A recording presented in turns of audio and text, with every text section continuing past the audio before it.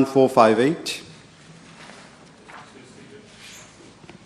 Mr. Speaker, sir, with your permission, I will reply to this question.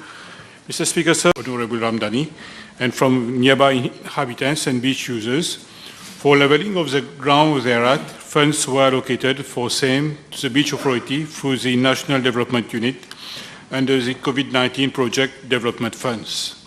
The Beach Authority launched bids on the 25th of January 2023 for the project with closing date for bid submission on the 13th of February 2023. After bid evaluation and approval of the board of the authority, the contract was awarded to Loro Construction Limited, and the contract agreement was signed on the 19th of May 2023. With regard to Part B of the question, the contract value at Vale Public Beach was 1,677,350 rupees, including VAT, and the duration was 90 days.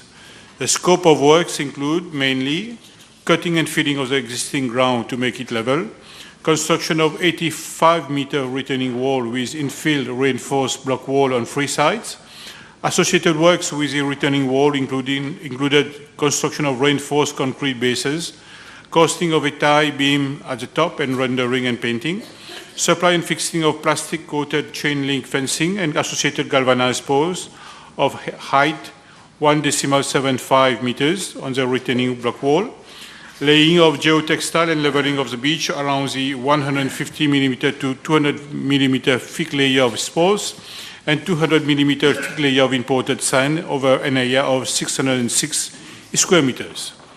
Planting of grass on the public beach, and on the beach area, supply and fixing of curbs in the parking area over a length of 22 meters, minor leveling of the parking space over an area of 620 meters square, to smoothen vehicular access. Mr. Speaker, sir, the contractor mobilized on site on the 26th of May 2023 and work started on the same day. The project was completed on the 18th of May 2023 to the satisfaction of the Beach Authority. That's it. Thank you, Mr. Speaker, sir. Will the Honourable Minister inform the House what provisions have been made in the contract regarding the materials to be used for the leveling of the parking space you just mentioned, found adjacent the football pitch, which has been built on the beach?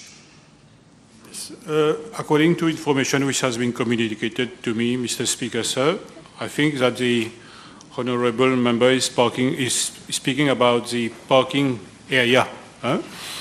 For the maintenance of works planted on the beach area, it was for a period of 2 months, just as a matter of information, to allow the grass to grow, to enable inhabitants to use the area for playing football. Some additional works in the pipeline on the same public beach, or for instance, the parking area, that shall be leveled through the laying of crusher run at an estimated cost of 68,000 rupees. This will also mitigate the effect of dust emanating from vehicular movement on the parking space.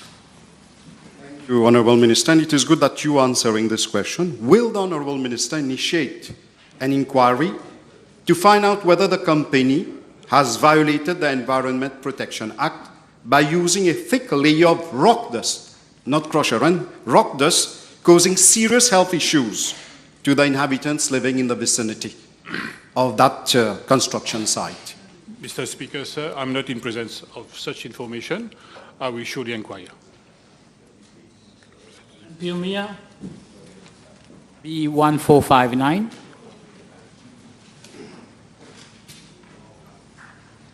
Mr. Speaker, sir, I am informed that in regards to the lease of state land in Réduit and Moka, since January 2023 to date, there are no beneficiaries. Honourable David. B1460. Mr. Speaker, sir, the Public Health and Food Safety Inspectorate of my ministry attended to the problem of leakage at Pointe du Sable on 7th, 10th, 11th and 24th July 2023 respectively, whereby the following were observed. 6 improved pits were found to be sufficiently full, a distribution pipe of the Central Water Authority was found to be leaky, and seepage of wastewater was noted on the roadside, giving rise to other nuisances and growth of algae. Mr. Speaker, sir, as per provisions under the Public Health Act, 6 legal notices were issued upon responsible parties to cause sufficiently improved pits to be emptied. Moreover, a statement of nuisance was issued upon the Central Water Authority to repair leaky state of potable water pipe. Following up visits were thereafter carried out, wherein it was observed that all the 6 notices issued were complied with by responsible parties, and receipts issued by authorized cesspool emptiers were produced to evidence emptying process. I'm further informed that the problem of leakage of wastewater occurred anew after 3 days along the roadside, as the region is not sewered. Consequently, on 6 November 2023, a request was made by the Honorable Mrs. Chakori, Dr. Chakori, to the Wastewater Management Authority to attend to wastewater nuisance occurring on the main road at Pointe-aux-Sables. Upon site visit effected, it was found that the effluents from 2 separate on-site wastewater disposal were overflowing on the main road at Pointe-aux-Sables. In the interest of public health and in an effort to also prevent a potential public outcry, the Wastewater Management Authority carried out pumping of the on-site systems to prevent overspilling of wastewater on the road. Mr. Speaker, sir, as regards health risk analysis, environmental and public health risk arise as a result of accumulated wastewater. Health risks relate to disease-causing organisms such as bacteria, viruses, protozoa, and helminth eggs. These pathogens cause diarrhea, cholera, hepatitis, dysentery, and helminth eggs infection. Toxic chemicals and other hazardous substances in wastewater also pose health concern. Psychological stress is another frequent health risk for inhabitants to expose to such nuisances. To address and mitigate the associated health risk, the Public Health and Food Safety Inspectorate would continue to issue such notices as and when required to abate the nuisances associated with the overflow of wastewater on the road in view of the present difficult existing circumstances in relation to the poor soil permeability, site characteristics, and space constraint, and pending connection to the forthcoming public sewer. Furthermore, larviciding and disinfection processes are being carried out to contain risk of spread of mosquitoes and proliferation of other nuisances as palliative measure. Monsieur le Président, cette question a déjà été abordée auprès d'un autre ministère, à savoir celui des utilités publiques, mais je vais me focaliser sur le risque sanitaire dont le ministre a évidemment parlé. Suite à ces visites sur site, ces notices qui ont été servies et le suivi visiblement que le ministère de la Santé effectue, que compte faire le ministre pour mettre fin à cette prolifération de bactéries qui proviennent donc de ces eaux usées qui contiennent donc des matières fécales et de l'urine en permanence sur la route côtière de Pointe-aux-Sables?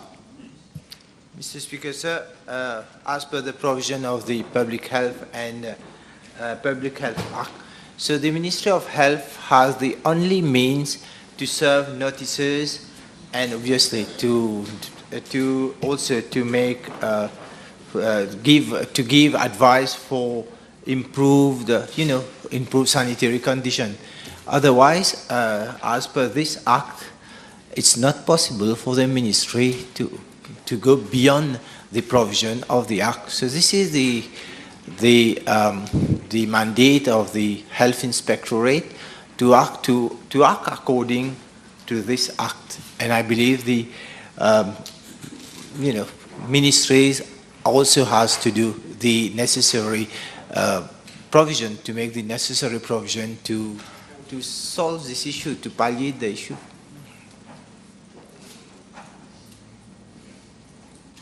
Merci. L'honorable ministre est-il au courant que ce problème de fuite d'eau a endommagé la route principale qui n'est plus carrossable et donc constitue des risques d'accident? Could he therefore impress upon his colleagues ministers so that needful be done as soon as possible?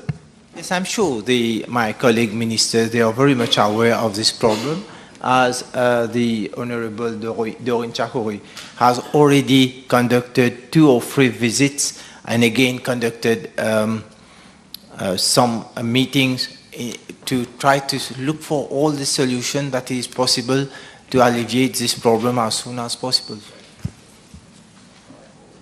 Imputé. B 1461, please. Monsieur le Président, la Banque de Maurice m'a informé que, conformément à sa pratique interne, les véhicules motorisés mis à la disposition du gouverneur et des sous-gouverneurs sont remplacés tous les 4 ans.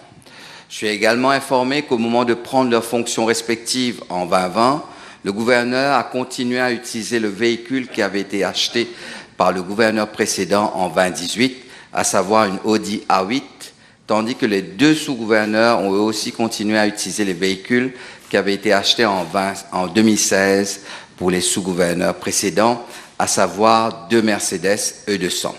La direction de la banque avait à cette période décidé de ne pas remplacer les véhicules officiels en raison de la pandémie. Monsieur le Président, en ce qui concerne la question posée, je suis également informé qu'à la suite d'un exercice de passation de marché, au cours duquel des devis ont été demandés à des concessionnaires automobiles à Maurice, les véhicules suivants ont été achetés pour l'usage exclusif du gouverneur et des sous-gouverneurs.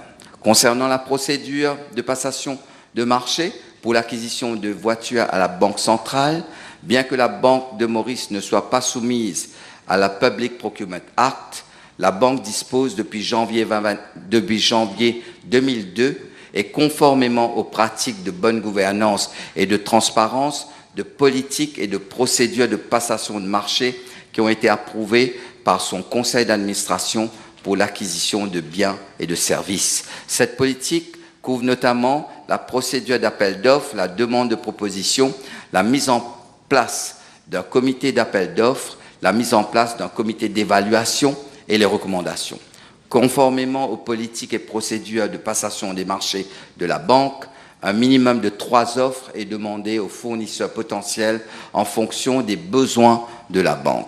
Concernant l'achat de la voiture du gouverneur, des offres ont été demandées à 4 concessionnaires automobiles pour la fourniture d'une voiture. Les 4 concessionnaires ont soumis leurs propositions. Conformément aux procédures, les offres ont été ouvertes par le comité d'appel d'offres et transmise au comité d'évaluation. Pour cet appel d'offres, le comité d'évaluation a remis son rapport en juillet 2022. Le comité d'évaluation a procédé à une évaluation des offres reçues sur la base de critères techniques et financiers et a recommandé l'achat de la Mercedes S450 Mild Hybrid comme option favorite. La Mercedes S450 a été achetée pour un coût de 7 millions de roupies. La prime d'assurance de la Mercedes S450 est de 84 002 roupies par an. Pour information, l'Audi A8 acheté en 2018 a coûté à la banque 7 455 000 roupies avec une prime d'assurance de 73 684 roupies par an. En février 2008, la Mercedes S-Class achetée par la Banque de Maurice pour le gouverneur avait coûté 7 76 325 roupies et en août 2012, la Mercedes S-Class avait été achetée au montant de 7 millions de roupies. Depuis 2005, tous les gouverneurs ont droit à un véhicule de la même catégorie qu'une Mercedes S-Class, une BMW 7 ou une Audi A8. Pour les 2 sous-gouverneurs, des demandes de propositions et de devis ont été envoyées aux 4 mêmes concessionnaires automobiles de Maurice selon les mêmes procédures en vigueur. Un comité d'évaluation a donc été mis en place pour évaluer les offres et une recommandation a été faite pour que les voitures des 2 sous-gouverneurs des Mercedes E200 soient remplacées par 2 Mercedes CLS 350. Les Mercedes CLS 350 ont été achetés pour un coût de 3 950 000 roupies par voiture. La prime d'assurance d'un Mercedes CLS 350 est de 61 932 roupies par an et par voiture. Pour information, les Mercedes E200 achetés en 2016 avaient coûté à la banque 3 995 000 roupies par voiture avec une prime d'assurance de 81 233 roupies. Je suis également informé que le conseil d'administration de la banque avait approuvé l'achat de ces véhicules, utilisés respectivement par le gouverneur et les sous-gouverneurs. Merci. May I know from the Honourable Minister, he just mentioned that the purchase of these cars have been approved by the board of the Bank of Mauritius. May I know from the Honourable Minister of Finance whether the Governor-General and his 2 deputy governors participated in the meeting where the acquisition of these vehicles were discussed? Monsieur le Président, que ce soit le gouverneur et les 2 sous-gouverneurs, ils font partie du conseil d'administration. Et je ne peux pas répondre, mais j'estime qu'ils n'ont pas fait partie de cette prise de décision pendant ce conseil d'administration. From the Honourable Minister, whether according to their scheme of service, employment contract, the governor and deputy governor are entitled to a category of car, or is it left to the board of directors to determine the type of car that is allocated to the governor and deputy governor? Monsieur le Président, c'est une pratique établie à la Banque centrale concernant la catégorie des voitures, que ce soit pour le gouverneur et les 2 adjoints. C'est pour cela que j'ai donné une description des différentes voitures qui ont été achetées pour les différents gouverneurs et sous-gouverneurs pendant les 10-15 dernières années. Honorable Abbas Mahmoud. E1462. Mr. Speaker, sir, the Land Drainage Authority is responsible for the inspection and monitoring of all drainage infrastructures across the island. This exercise, which is undertaken in consultation with local authorities and the Road Development Authority, is carried out on a regular basis prior to rainy season to ascertain the cleanliness, structural state and effectiveness of the drains. In view of the forthcoming rainy season, the LDA has already carried out a survey of the drains almost around the island, which and has recommended remedial measures which will be undertaken by the local authorities there and the RDA. As regard to the, moreover, the LDA has advised a maintenance plan for the cleaning of drains and desilting of rivers by the local authorities, as it is crucial to ensure that the rivers and natural water courses are not obstructed and have adequate carrying capacity to convey the peak flow, to mitigate the impact of riverine flooding. As such, the municipal and district councils are requested to ensure that cleaning and desilting of rivers, particularly along residential zones, are completed prior to the start of rainy seasons. Mr. Speaker, sir, in order to ensure compliance as regard to the maintenance of drains, the LDA has been empowered for the Land Drainage Authority Act Regulation 2022 to issue enforcement notice to public bodies and other stakeholders for non-maintenance of the drainage infrastructure falling within their respective jurisdiction. As at date, 4 enforcement notices have been served. Mr. Speaker, sir, I wish to point out that some 416 kilometers of drains have been cleaned so far across the island, and an amount of 58.7 million has been disbursed under the National Environment and Climate Change Fund for these works. Thank you. Speaker, may we know from the Honourable Minister to whom these 4 notices were served to? Mr. Speaker, sir, all 4 notices were served to the Road Development Authority in the year 2022. Can the Honourable Minister inform the House of the staff and equipment at the disposal of the LDA to conduct such surveys?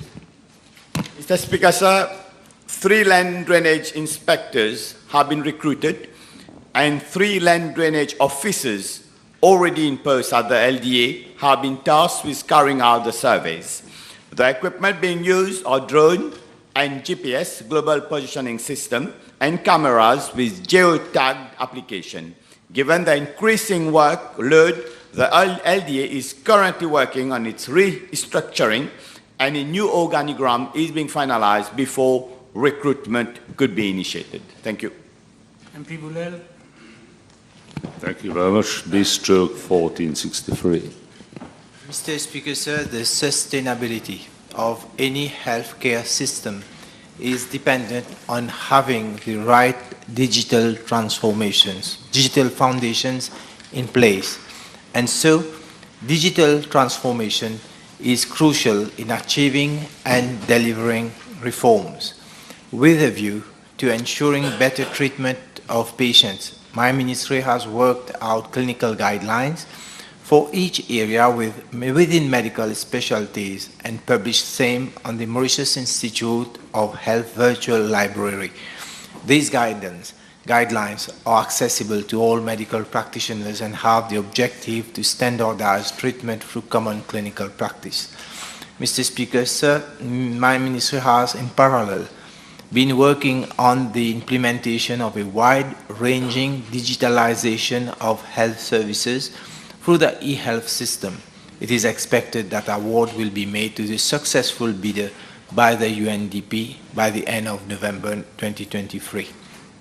The e-health system will digitalize all the 5 regional hospitals in the country and will in the long run extend to all health institutions.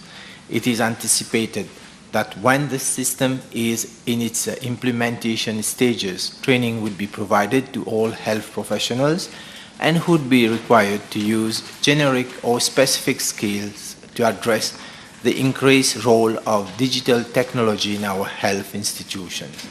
Mr. Speaker, sir, with regard to the use of artificial intelligence technologies, my ministry is planning to fully embark on its use at a second stage following the full implementation of the e-health system. However, taking into consideration the non-communicable disease profile in Mauritius and the need for early detection of cardiovascular diseases, Ministry has already introduced the artificial intelligence electrography known as cardiography. This technology encompasses an advanced state-of-the-art 3-dimensional ECG for the detection of cardiovascular disease. Usage of this new technology will no doubt improve detection of cardiovascular diseases and decrease morbidity as well as mortality. The question is specific. The Honourable Minister has stated that there will be a time frame. Can he apprise us as to when there will be a report submitted in the light of ongoing activities at his ministry to digitalize the whole system and with a view to the setting up of a GP scheme? Yes, Mr. Speaker, sir. So since the e-health project also is being worked in parallel, so we will be implementing, that is the first, even the e-health has 2 or 3 phases of implementation. Once this digital technology is already implemented in the service, then we can move to the another step. Now, about the time frame, it's so far we know that for the e-health, the first phase of implementation is within 18 months, and likely the second phase and third phase will be shorter. So we'll be expecting, because the UNDP is conducting all the due diligence on these companies who will be awarded the contract. Obviously, that takes some additional time, and we are hopeful that by end of this year, even before the award can be, the award will be given to one company, so that in the beginning of next year, we'll start implementing the first phase of the e-health. So the question of time is, as set, it will be for the first phase within 18 months. So expected that should be start early. B1464. Mr. Speaker, sir, in my reply to PQ B322 on Tuesday, 25 April 2023, I provided detailed information on the catchment and the study at Albion being then carried out by the Land Drainage Authority with a view to mitigating flooding in the whole region thereat.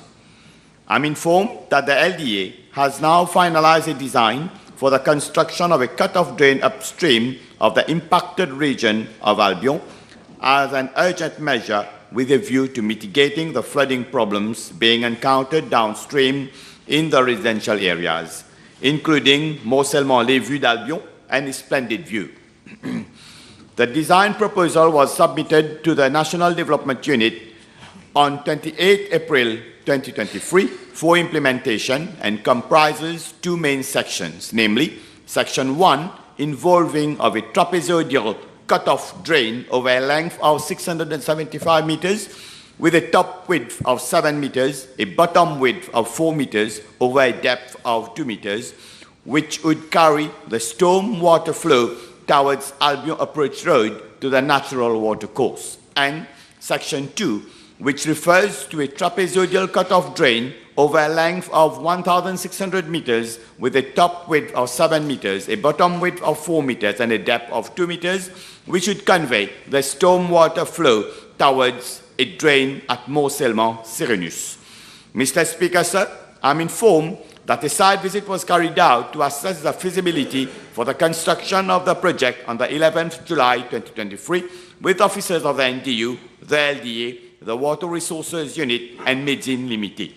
The following constraints were observed and had to be taken on board for implementation of the works: the pivot irrigation system and the provision of temporary access for machinery and harvesting, which would require a revision in the drain alignment.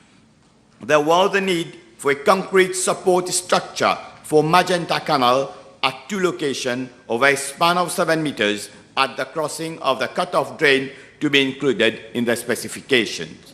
Thirdly, the overflow from an existing basin upstream of the cut-off drain, which would need to be intercepted and channeled through the drain to be included in the specifications. Fourth, the reconstruction of the culvert across Albion Approach Road and the channeling of the storm water beyond the existing culvert to a safe outlet to be included in the design. And fifth, there was the need for wayleave and land acquisition from Medzin Limited and from one private landowner. Due to the complexity of the project, a consultant would be appointed for both the design and the supervision of the works, for which appropriate action have been initiated accordingly.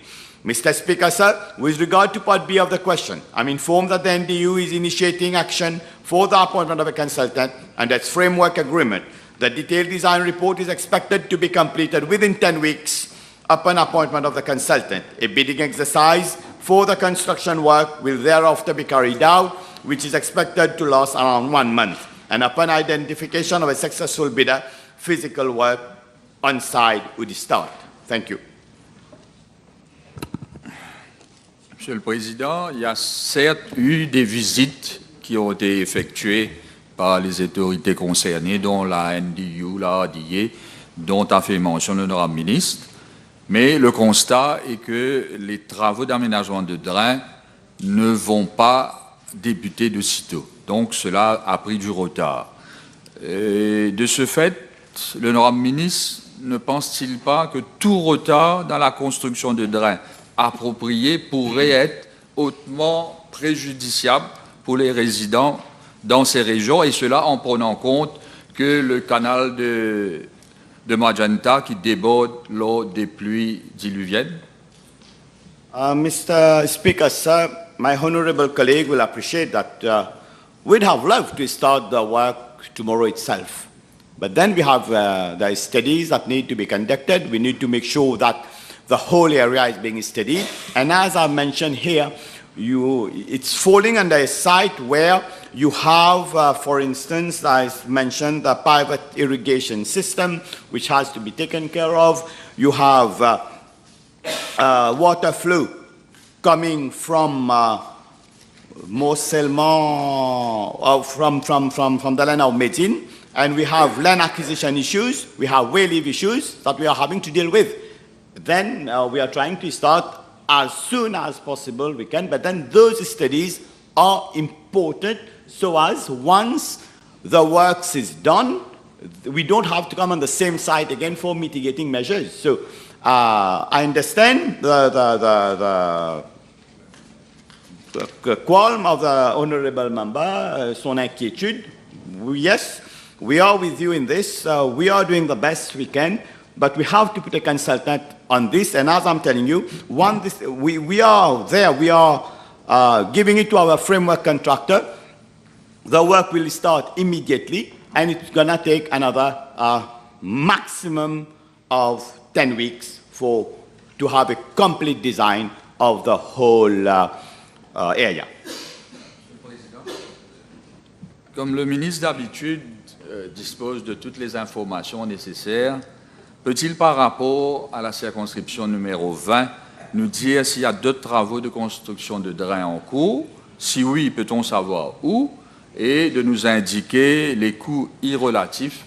Et si ce n'est pas le cas, pourquoi? Well, unfortunately, my honorable friend will understand that I'll need a notice of this question, but definitely we have project a bit everywhere. And in fact, we have a total cost of project of around 101 million rupees that is being implemented in that region of Gros Caillou, Canot, and Albion.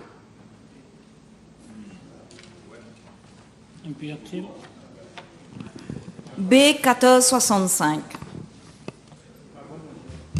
Mr. Speaker, sir, I am informed that the operational strategies of our women empowerment centers are de facto aligned with the policy objectives of empowering our women and our girls in the fields of social, economic, political development across the Republic. As such, a number of activities pertaining to information, education, and communication programs are organized on a continuous basis around these themes in line with international and regional events. Furthermore, activities to build capacity of our women and girls, such as workshops, seminars, symposium, talks, outdoor activities, are also being offered at the level of women empowerment centers. Mr. Speaker, sir, I should acknowledge that women empowerment centers have provided our women and girls not solely with opportunities for capacity building and self-empowerment, but have also served as a network for women to regroup in association, forming clubs and informal groups as well. Over the years, there have been changes and an evolution in the socio-economic landscape of Mauritius. The strategic needs of our women and girls have evolved. Today, most of our young women and girls have joined the workforce and therefore are not able to attend Women Empowerment Centers activities, which are mainly held during office hours only, as they used to in the past. This is one of the main reasons as to why there has been over the years a gradual decline in the participation of women and girls in activities being conducted in our centers across the country. However, given our continued commitment to women empowerment and our unflinching commitment to the SDG, the Sustainable Development Goal number 5, activities at women empowerment centers have been extended to social welfare centers and community centers, which usually operate until 2100 hours, so that we can enable our women to continue from benefiting from these courses being dispensed at those centres after working hours. A more focused attention to the economic empowerment of our women and girls is being ensured by the National Women Entrepreneur Council, while the National Women Council focuses more on the social and political empowerment of our women and girls. Mr. Speaker, sir, we should also recognize the fact that there has been a feminization of our aging population. I am informed that since August last year, activities for elderly women, such as the 65+ exercises, have been introduced that we can enable them to boost their cognitive skills, to develop and maintain their memory skills, and to reduce the feeling of loneliness, while at the same time empowering the elderly women. Mr. Speaker, sir, while we acknowledge that we need a paradigm shift in the way that our centres have been operating in the past, we need to first thoroughly assess the evolving needs of our women and girls before we implement a nationwide standardization of a more effective operational strategy. The strategic goal of my ministry to empower our women and girls in the social, economic and political fields remains constant. Thank you. Je vous remercie, Monsieur le Président. Would the Minister inform the House if the officers of the social and community centres are well equipped and trained in women's empowerment and gender equality issues?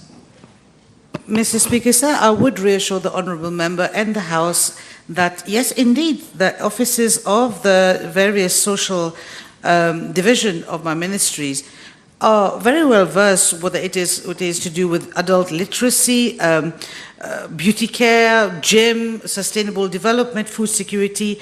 It is not, and one thing that should be borne in mind, Mr. Speaker, sir, is that those courses are not only dispensed by the offices of my ministry. For example, if we're giving courses in food security, those are dispensed by our relevant stakeholders. We have our solid engagement with the Mauritius Sports Council and the Honourable Minister Toussaint's ministry, where we organize collaborative events for empowerment of our women. So it is not just, it doesn't only rest on the offices of my ministry for the delivery of such courses, Mr. Speaker, sir.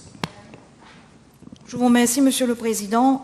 Is the Minister, the Honourable Minister, satisfied in terms of the outreach programs for women's social and economic empowerment? In view, there are only 9 women's centres, sachant que 5 centres de femmes ont fermé depuis qu'elle est en poste, et une situation sans précédent qu'elle a délibérément oublié de mentionner. No, Mr. Speaker, sir, I have responded to the specific question put to me. There is no deliberate esquiver quoi que ce soit. Mr. Speaker, sir, I have just stated in my main reply that the implementation of policies pertaining to the advancement of women and girls remains my government's priority, and it should have been previous government's priority as well, but anyway, let's not venture into that. Mr. Speaker, sir, there has been a panoply of measures, and again, women empowerment is not limited within under the roof of a women empowerment center. Like I've just mentioned, activities during, for example, COVID period, activities were maintained at the level of social welfare centers whenever they reopened, at the level of community centers. So, Mr. Speaker, sir, there have been so many measures, so many events, so many decisions that has been taken by this government to encourage the advancement of women's rights and gender equality. I would invite the honourable member who put the question to me to refresh her memory about the various budgetary measures. 25% of directors of companies must be women, a provision of free daycare facilities for around the island for listed companies, more than which has more than 250 employees. I mean, to bring that into a better perspective for the honourable member to have a better picture, and the House as well, Mr. Speaker, sir, there is no other government that has done as much for the right and advancement of the women folk of the Republic of Mauritius than MSM-led government, including this one. And Mr. Speaker, sir, the House will recall that I have just answered. The House will recall that the first woman chief whip was nominated by this government. The first woman speaker was under the MSM-led government. The first woman president of the Republic. The first woman vice prime minister of this Republic. The first female chief judge of the Republic of Mauritius. So we need to compare like we like. We cannot insinuate that the women folk of the Republic of Mauritius are not being empowered because the honourable member is insinuating because there are centres that are closed. Centres might be closed. Empowerment do not happen only under the roof of those centres.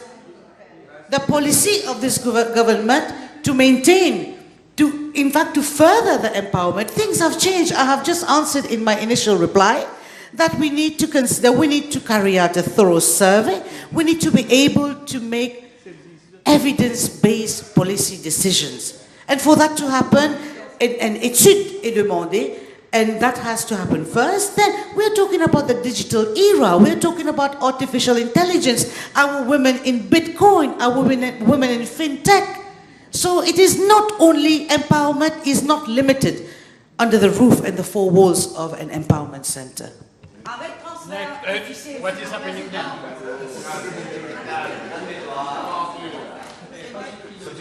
I told you earlier, we have a debate in a very civilized context. When the minister is answering, let's answer. You put your question, let you put your question. You can't mix issues. MP Navarre-Marie.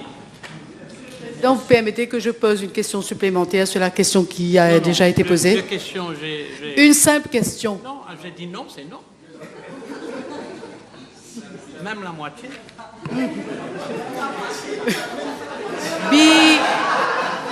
B1466. Mr. Speaker, sir, I'm informed by the Commissioner of Police that on 18th October this year, an entry was opened in the occurrence book of Line Barracks Police Station to the effect that the Chief Police Medical Officer took cognizance that several photographs of himself and his team carrying out an autopsy upon a charred body of a victim at the mortuary room at Dr. AGG2 Hospital were in circulation on a social media platform without his consent. Mr. Speaker, sir, I'm also informed that the CID Metro North Division has started an investigation into the matter and that as of date, the inquiry is still ongoing.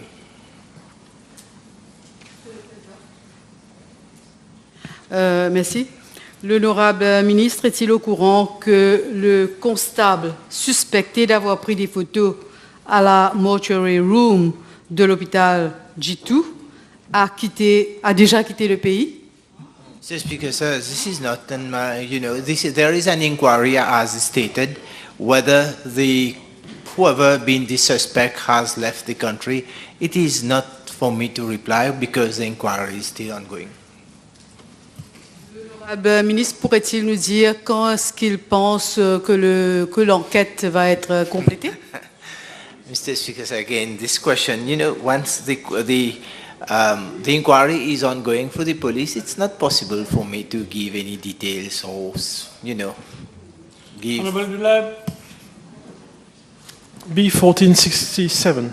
Yes, Mr. Speaker, sir, with regard to activities and entertainment for children admitted in residential care institutions, I am informed that there exists a mandatory requirement on all managers to submit a monthly calendar for both indoor and outdoor activities to my ministry. The enforcement officers of my ministry regularly monitor the implementation of these activities.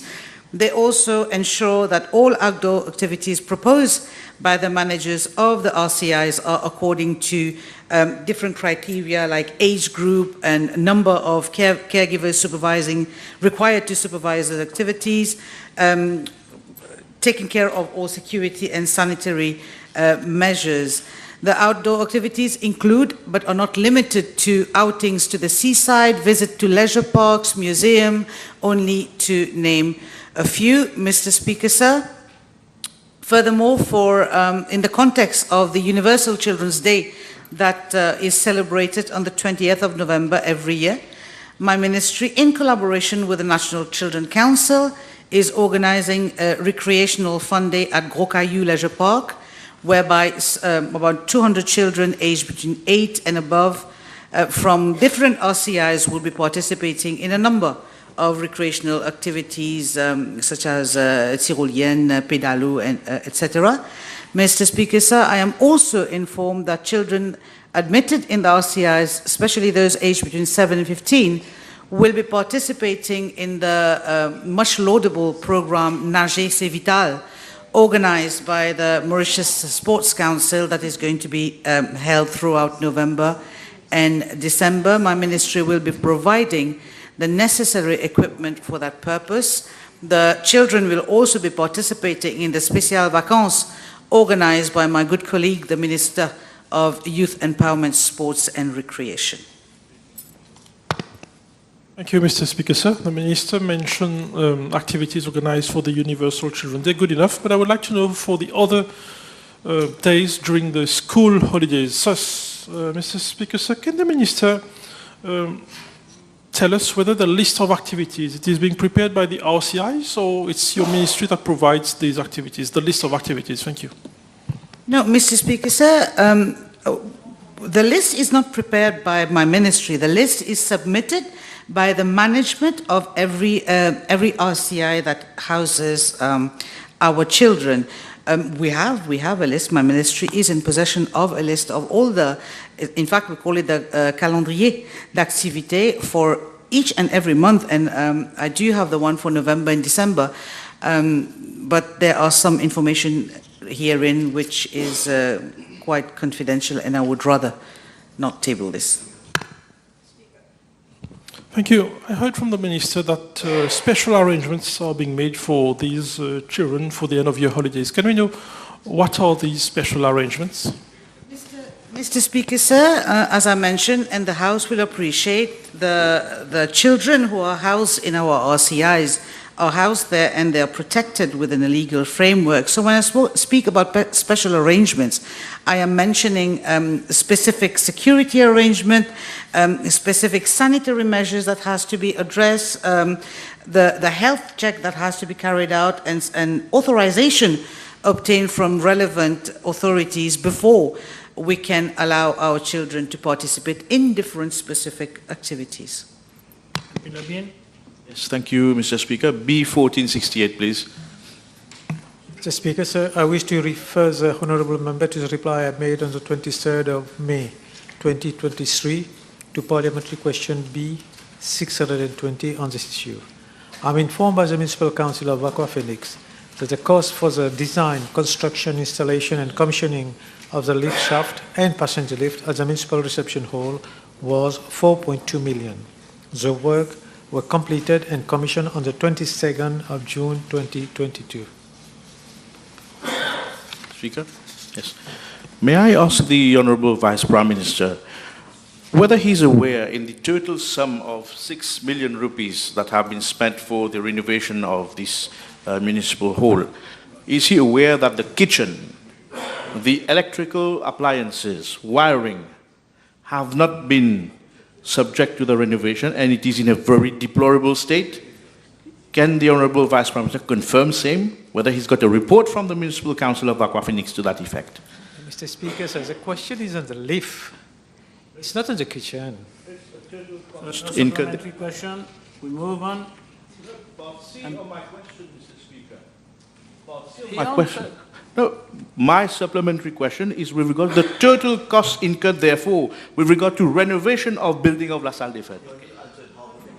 I'm asking the Honorable Vice Prime Minister whether he's aware that the kitchen, all the electrical appliances, the wiring, have not been subject to that renovation that has cost 6 million rupees. This is my question. Is he aware? Mr. Speaker, the question is on the formation of the cost incurred in the procurement installation of the lift shaft. That's the question. We move to the next question. MP Rampal. Thank you very much, Mr. Speaker. B1469. No, don't discuss anymore. For the Minister of Finance. Don't discuss. You don't have the right to discuss here. Monsieur le Président, le rapport national 2021 du groupe de la Banque mondiale auquel l'honorable parlementaire fait référence est le mémorandum économique national pour Maurice qui a été publié par le groupe de la Banque mondiale en mai 2021. Ce mémorandum présentait les conclusions de la Banque mondiale à un moment où le monde, y compris et surtout Maurice, était gravement touché par les effets néfastes de la pandémie de la Covid-19. La Chambre se souviendra que tous les indicateurs macroéconomiques fondamentaux au niveau mondial étaient à l'époque dans le rouge. Avec le recul et à l'appui des chiffres, nous pouvons aujourd'hui dire que ce gouvernement, sous le leadership du Premier ministre Pravin Kumar Jugnauth, a su gérer la crise de manière efficace. Nous avons été proactifs et avons introduit un certain nombre de mesures pour protéger les vies, préserver les moyens de subsistance de la population et maintenir notre capacité de production. Ces mesures nous ont permis d'éviter les défauts de paiement, les faillites en cascade et les licenciements massifs. En d'autres termes, le chaos et les larmes, Monsieur le Président. En effet, dans le mémorandum économique du pays, la Banque mondiale a salué la réponse de Maurice au Covid, qui représente plus de 32% du PIB, ce qui en fait la 4e plus importante au monde en termes de la part du PIB, après l'Allemagne, l'Italie et le Japon. Le rapport reconnaît que le dispositif de réponse Covid-19 de Maurice a été important et efficace pour atténuer l'impact du choc immédiat de la demande d'exportation et du confinement. Le rapport met en évidence 4 défis rencontrés lors de la dernière décennie, à savoir la trajectoire de croissance, la compétitivité globale des exportations, la démographie et la trajectoire fiscale. Je suis fier de dire que nous avons été en mesure de relever ces défis apparemment impossibles et que les chiffres parlent d'eux-mêmes. Grâce à la stratégie de croissance adoptée par le gouvernement, l'économie mauricienne s'est pleinement redressée. Le PIB est estimé à environ 650 milliards de roupies en 2023 contre 450 milliards de roupies en 2020, soit une augmentation de 44%. L'économie a connu une croissance de 8,9% en 2022 et devrait croître de 6,8% cette année. Le niveau d'investissement s'est entièrement rétabli et dépasse le niveau d'avant la pandémie. L'investissement intérieur total des secteurs publics et privés est estimé à 112,8 milliards de roupies en 2022, ce qui représente une augmentation de 20,2% par rapport à 2021. Le taux d'investissement est passé de 17,1% en 2021 à 19,7% en 2022 et devrait atteindre environ 22% en 2023. Les entrées d'IDE ont atteint un niveau record de 27,7 milliards de roupies en 2022 contre 18,5 milliards de roupies en 2021, soit une augmentation de 20,2%. Les entrées d'IDE pour le premier semestre 2023 se sont élevées à 13,5 milliards de roupies contre 4,4 milliards de roupies en 2021.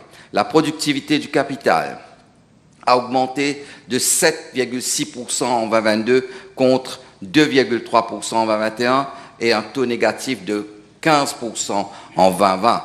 Et la part des exportations, la seule source extérieure de revenus sur le PIB, est passée de 44,2% en 2021 à 56,7% en 2022. Monsieur le Président, le gouvernement a également adressé la compétitivité des entreprises et des exportations avec une croissance soutenue des exportations à la fois en termes nominaux et réels. Les exportations de biens et services ont dépassé 320 milliards de roupies en 2022, soit une augmentation nominale de 51% par rapport à 2021 et sont estimés à environ 360 milliards de roupies en 2023. L'année 2022 a été marquée par une performance historique des exportations dépassant pour la première fois les 100 milliards de roupies. En 2022, le ratio des exportations totales par rapport au PIB s'élevait donc à 56,7%. Dans le dernier budget, le gouvernement a affecté une part importante de son budget au soutien du secteur de l'exportation. Il s'agit notamment du Trade Promotion and Marketing Scheme, du Freight Rebate Scheme for Africa, de l'Export Credit Guarantee Insurance Scheme, de l'Africa Warehousing Scheme et du Participation in International Fair Scheme. Nous avons également accordé au secteur de l'exportation une aide de 1800 roupies pour le paiement de la compensation salariale et du salaire minimum. En ce qui concerne l'investissement en capital, les entreprises qui investissent dans des installations et des machines bénéficient d'une réduction de 45% sur 3 ans pour l'investissement en capital. Monsieur le Président, en ce qui concerne la question du vieillissement de la population, le gouvernement a, au fil des dernières années, pris des mesures pour ouvrir l'économie et aussi améliorer le taux de fécondité. Permettez-moi de présenter à l'Assemblée quelques mesures que le gouvernement a prises ces dernières années pour ouvrir l'économie aux talents, promouvoir l'emploi des jeunes et des femmes et soutenir les parents afin d'inverser la tendance démographique. Il s'agit de l'extension du permis de résidence à Maurice pour les professionnels de 3 à 10 ans, l'introduction de la prime à l'emploi pour inciter les entreprises à recruter les jeunes, les femmes et les personnes handicapées, ou encore l'introduction d'une allocation mensuelle à l'enfance, la CSG Child Allowance, de 2 000 roupies pour quelques 48 000 enfants jusqu'à l'âge de 3 ans afin de soutenir la parentalité. La mise en place de la gratuité pour les préprimaires et l'université publique. S'agissant du taux de chômage, selon le rapport, le taux de chômage n'est jamais descendu en dessous des 6,5% au cours de la dernière décennie. Monsieur le Président, je parle là du rapport de la Banque mondiale. Le taux de chômage à Maurice est passé de 9,1% en 2021 à 6,4% au deuxième trimestre 2023. C'est le taux le plus bas sur les 25 dernières années. Le taux de chômage des femmes est passé de 10,1% à 9,1%. C'est le taux le plus bas depuis 1996. Le taux de chômage des hommes est passé de 8,1 à 4,5%. C'est le taux le plus bas sur les 15 dernières années. S'agissant du taux de chômage des jeunes, il est passé de 27,7% en 2021 à 18,1% au deuxième trimestre 2023. La compilation des données relatives au chômage des jeunes a commencé en 2004.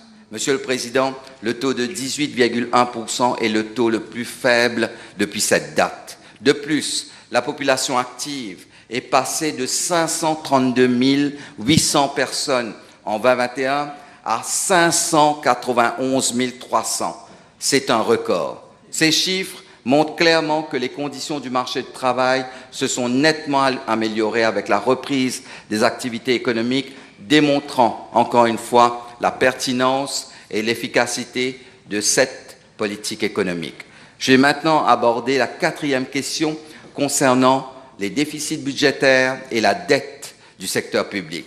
Comme la Chambre le sait, la pandémie de la Covid-19 a eu un impact sur la dette publique de l'économie car nous avons choisi de protéger la vie et les moyens de subsistance des citoyens mauriciens. Depuis, des mesures et des stratégies ont été adoptées pour réduire la dette du secteur public.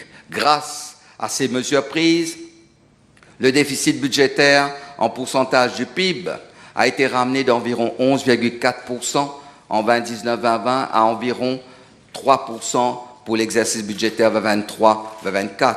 La dette du secteur public en pourcentage du PIB a été considérablement réduite, passant de 91,9% en juin 2021 à 79,6% à la fin du mois de septembre 2023. Ce résultat a été obtenu grâce à la forte reprise des activités économiques en lien avec la stratégie du gouvernement. Les bonnes performances économiques, une croissance de 8,9% en 2022 et une projection de croissance de 6,8% pour 2023 démontrent clairement que les mesures adoptées par le gouvernement au cours de la période de la Covid-19 étaient appropriées et efficaces. Merci. Thank you, Mr. Speaker, sir. Despite whatever the minister has said, doesn't the minister agree that the truth is that not a single concrete measure has been taken to address the four challenges as highlighted by the World Bank? The fiscal deficit has been financed by loans and reserves from our Bank of Mauritius. The trade deficit is at 30%.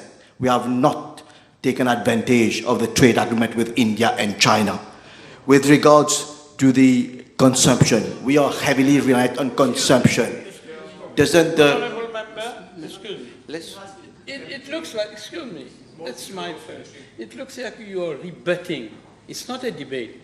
Put your supplementary question. Put the question. He's taken about 15 minutes to try to convince the population. No. Give me at least 2 minutes. Honourable member, let's smile again. Okay. This is a reply. So it doesn't, yes. So it doesn't. Question is simple question, specific question, supplementary second question. Okay, okay. So the report talks about itself. Doesn't the Honourable Minister at least speak the truth to the population? Doesn't he agree that nothing has been done depuis 2021 to address those four serious challenges as highlighted by the World Bank? And I'm tabling the report. Yes. Monsieur le Président, je vais pas prendre beaucoup de temps, mais il faut quand même qu'on explique un peu les choses. Le rapport, oui, je l'ai eu aussi, donc pas besoin de le déposer à la Chambre, c'est disponible sur Internet et on a tous accès à ce rapport. Monsieur le Président, un rapport a été fait en 2021 en pleine crise de Covid. Il nous parle de 4 défis. L'honorable membre est en train de nous dire qu'on n'a pas répondu à ces défis. Je viens de dire à l'honorable membre que nous avons baissé le taux de chômage à un niveau jamais atteint depuis les dernières 25 ans. Ce n'est rien pour lui, c'est beaucoup pour nous. Nous avons baissé les inégalités à Maurice à un niveau historique. C'est passé à 0,41, le coefficient de Gini sous la période du régime travailliste PMSD à un niveau 0,3. Et c'est confirmé par les chiffres.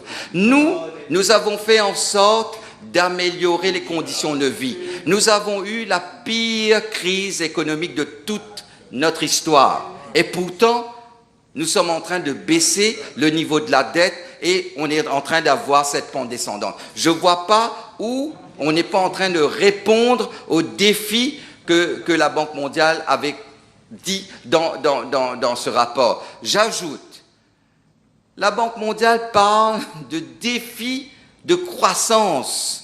Il nous dit que le taux de croissance n'a jamais dépassé les 4% à un certain moment. Je viens de parler et je viens de dire qu'en 2022, on a eu un taux de croissance de 8,9% et qu'en 2023, on aura un taux de croissance de plus de 6,8%.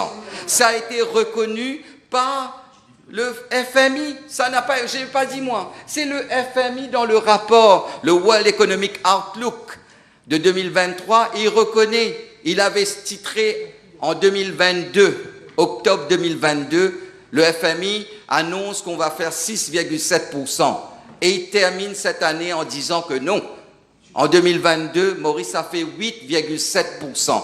Donc, ça veut dire, Monsieur le Président, le taux de croissance, on ne l'a pas comme ça en s'asseyant le matin et en se disant qu'on va avoir un taux de croissance élevé. Je dois répondre parce qu'il a dit que je suis en train de mentir à la population. Donc je reviens là-dessus. Je ne mens pas, moi. Je n'ai pas besoin de mentir. Les chiffres parlent d'eux-mêmes. Le taux de croissance est à 8,9. Le taux de chômage est à 6,4.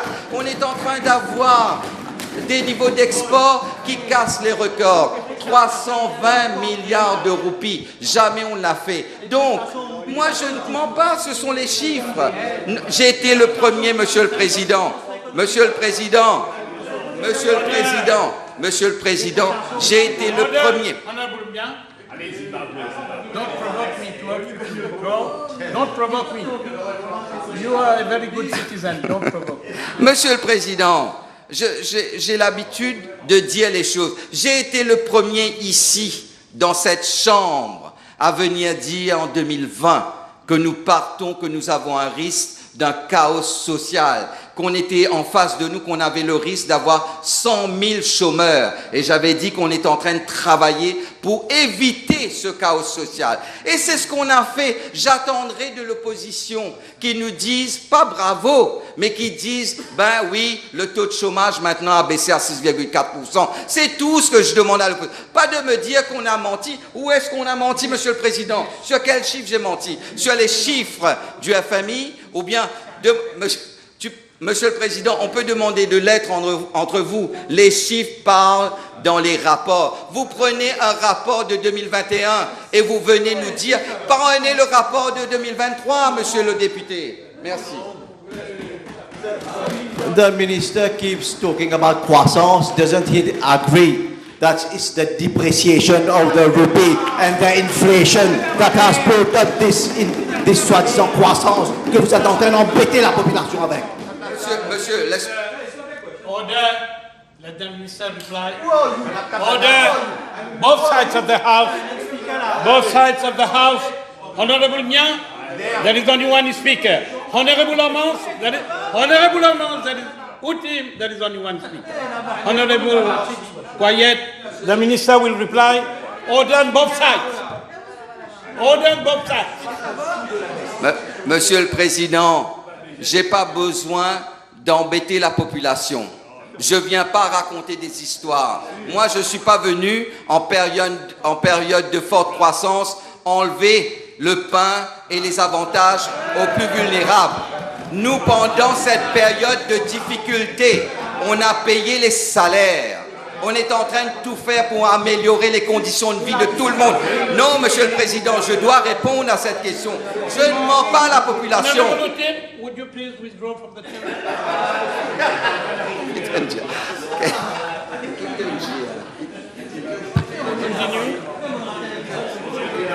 Nous, on n'a pas essayé d'enlever les subsides sur le riz et la farine. Nous n'avons pas enlevé les subsides sur le SI.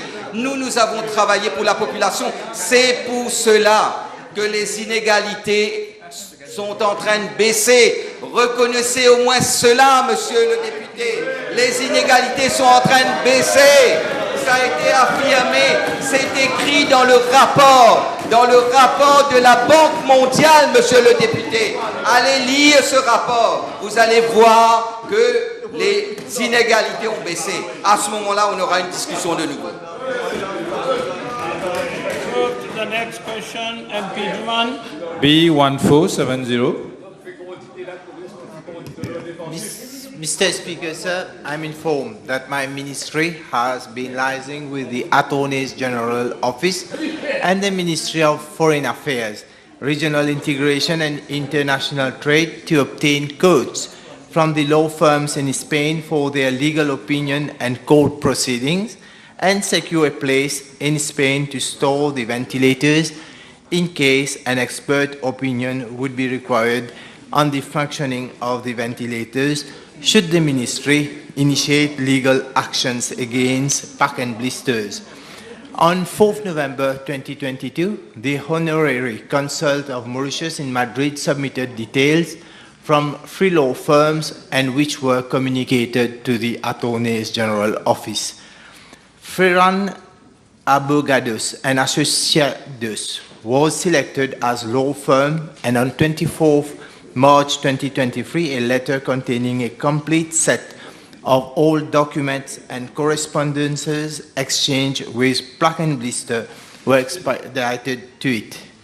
On, Mr. Speaker, sir, on 31st March 2023, the law firm Ferran Abogados and Associados informed that it would prepare the legal report with its reliable legal assessment to the points concerned.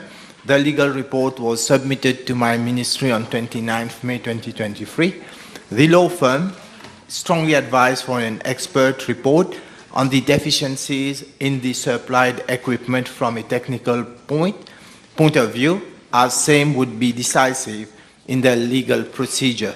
On 28th July 2023, a technical expert was secured. The expert report was provided to my ministry on 16th October 2023 for use in Spanish courts. Peran Abogados and Asociados provided a translated copy of the report and an updated legal opinion on 31st October 2023. Mr. Speaker, sir, my ministry, together with Attorney General Office, is further pursuing the matter for a case to be lodged in Spain to recover the amount disbursed to the supplier of the ventilators. Monsieur le Président, si j'ai bien compris, plus de 40 mois après, toujours pas de respirateur, ainsi pas de remboursement. In his reply to PQ B1014, dated 9/11/2021, the Honourable Minister undertook to table the amount paid to freight forwarder, but he didn't. Can we have the detailed amount paid to the freight forwarder and the total legal costs, legal fees paid to date, and also the expert report, the costs related to the expert report to date? Mr. Speaker, sir, so the first part of the question is on the freight forwarder. I'm sure that this report has been tabled, but otherwise I'm going to table it. There is no issues of tabling the report of the freight forwarder, one. And the second part of the question is legal costs. Yes, Mr. Speaker, this also I'm going to do. I'll take this to table the legal fees of the report. But at the same time, Mr. Speaker, just to remind the member that in the report, Director of Audit Report 2005-2006, and at that time there was no COVID, it was highlighted that X-ray machines, digital X-ray machines were awarded to some 28 million rupees at that time. And after 20 months, after the delivery, these machines delivered were reported faulty. And as from that time, there has been no action. Order!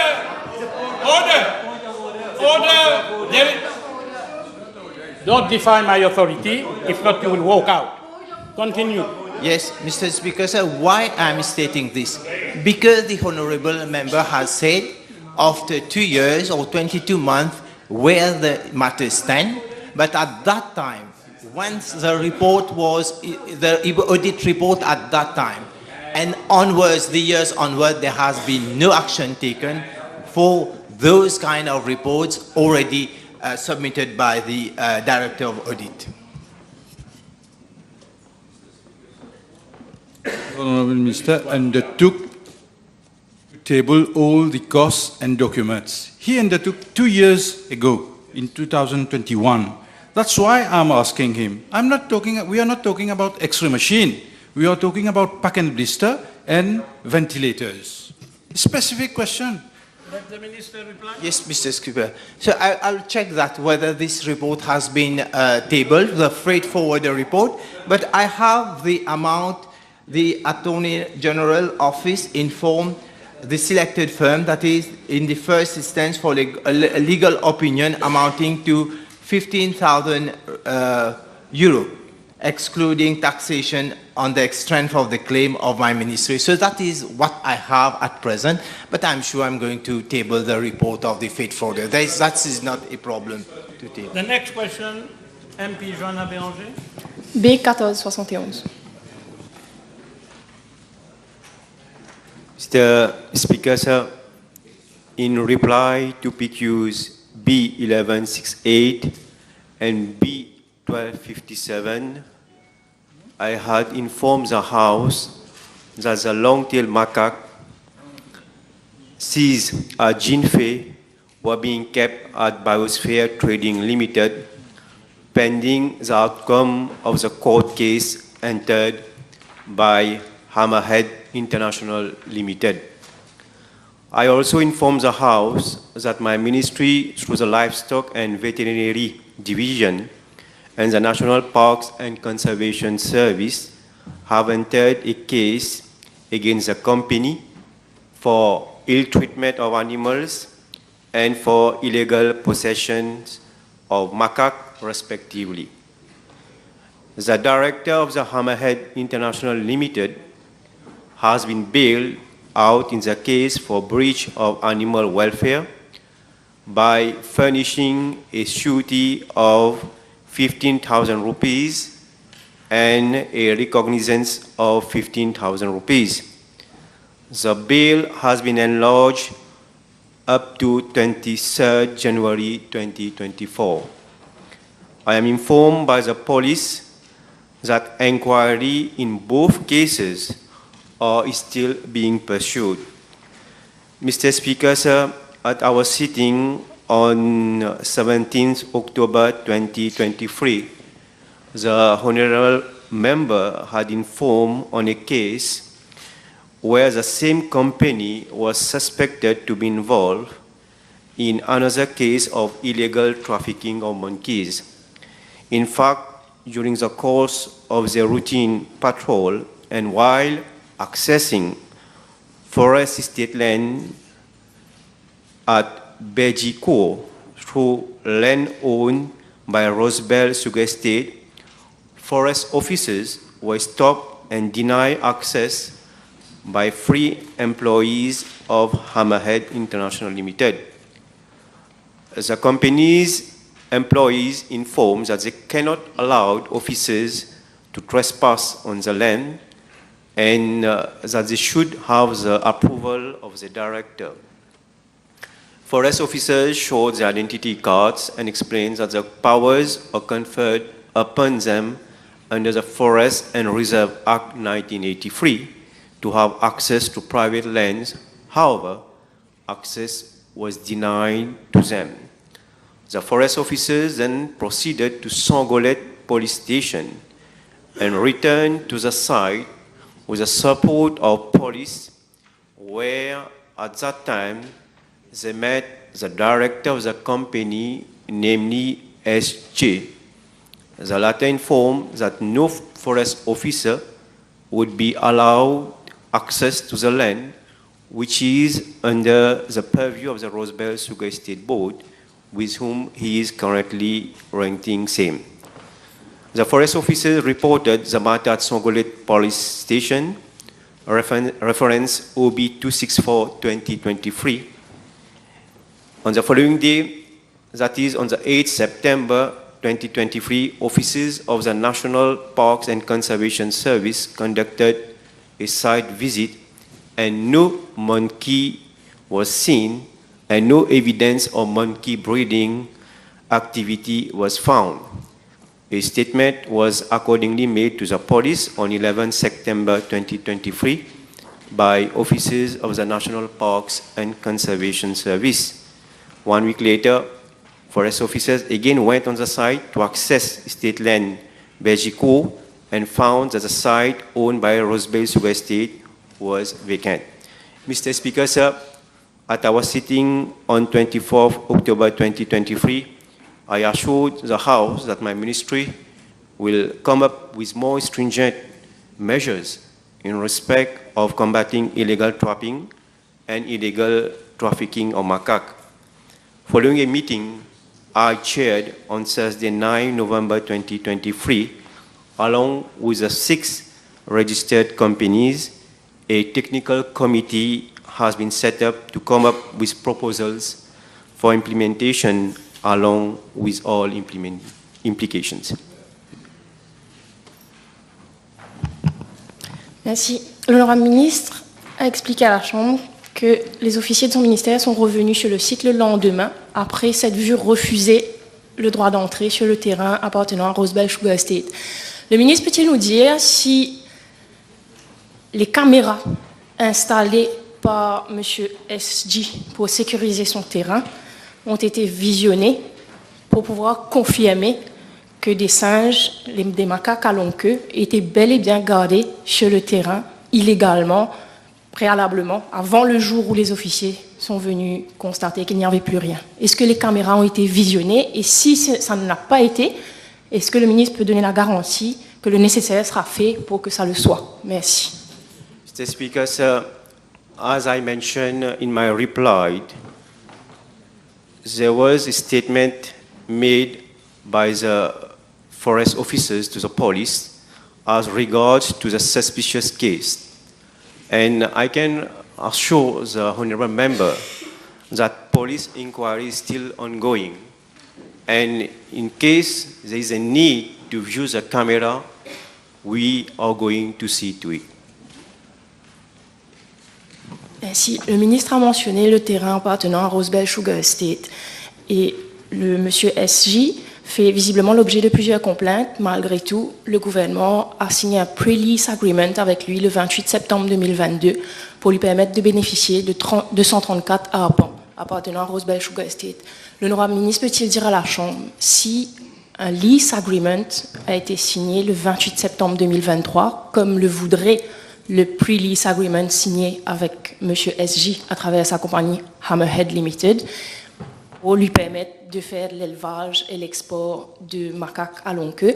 Et si c'est le cas, quel permis a-t-il obtenu, s'il vous plaît? Merci. Mr. Speaker, sir, I am informed by the Rosebel Sugar Estate Board that in view of the various articles reported in the media on that matter, and also which has been informed by the honorable member, in fact, the lease for 1 year has elapsed since the issuance of letter of intent to Hammerhead International Limited in respect of lease of 234.32 hectares of land at Leval, along with various conditions.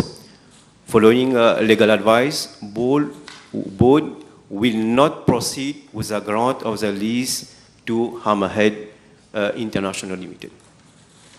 The table has been advised that pick B 1482, B 1484, B 1487, B 1489, B 1494, B 1495, B 19,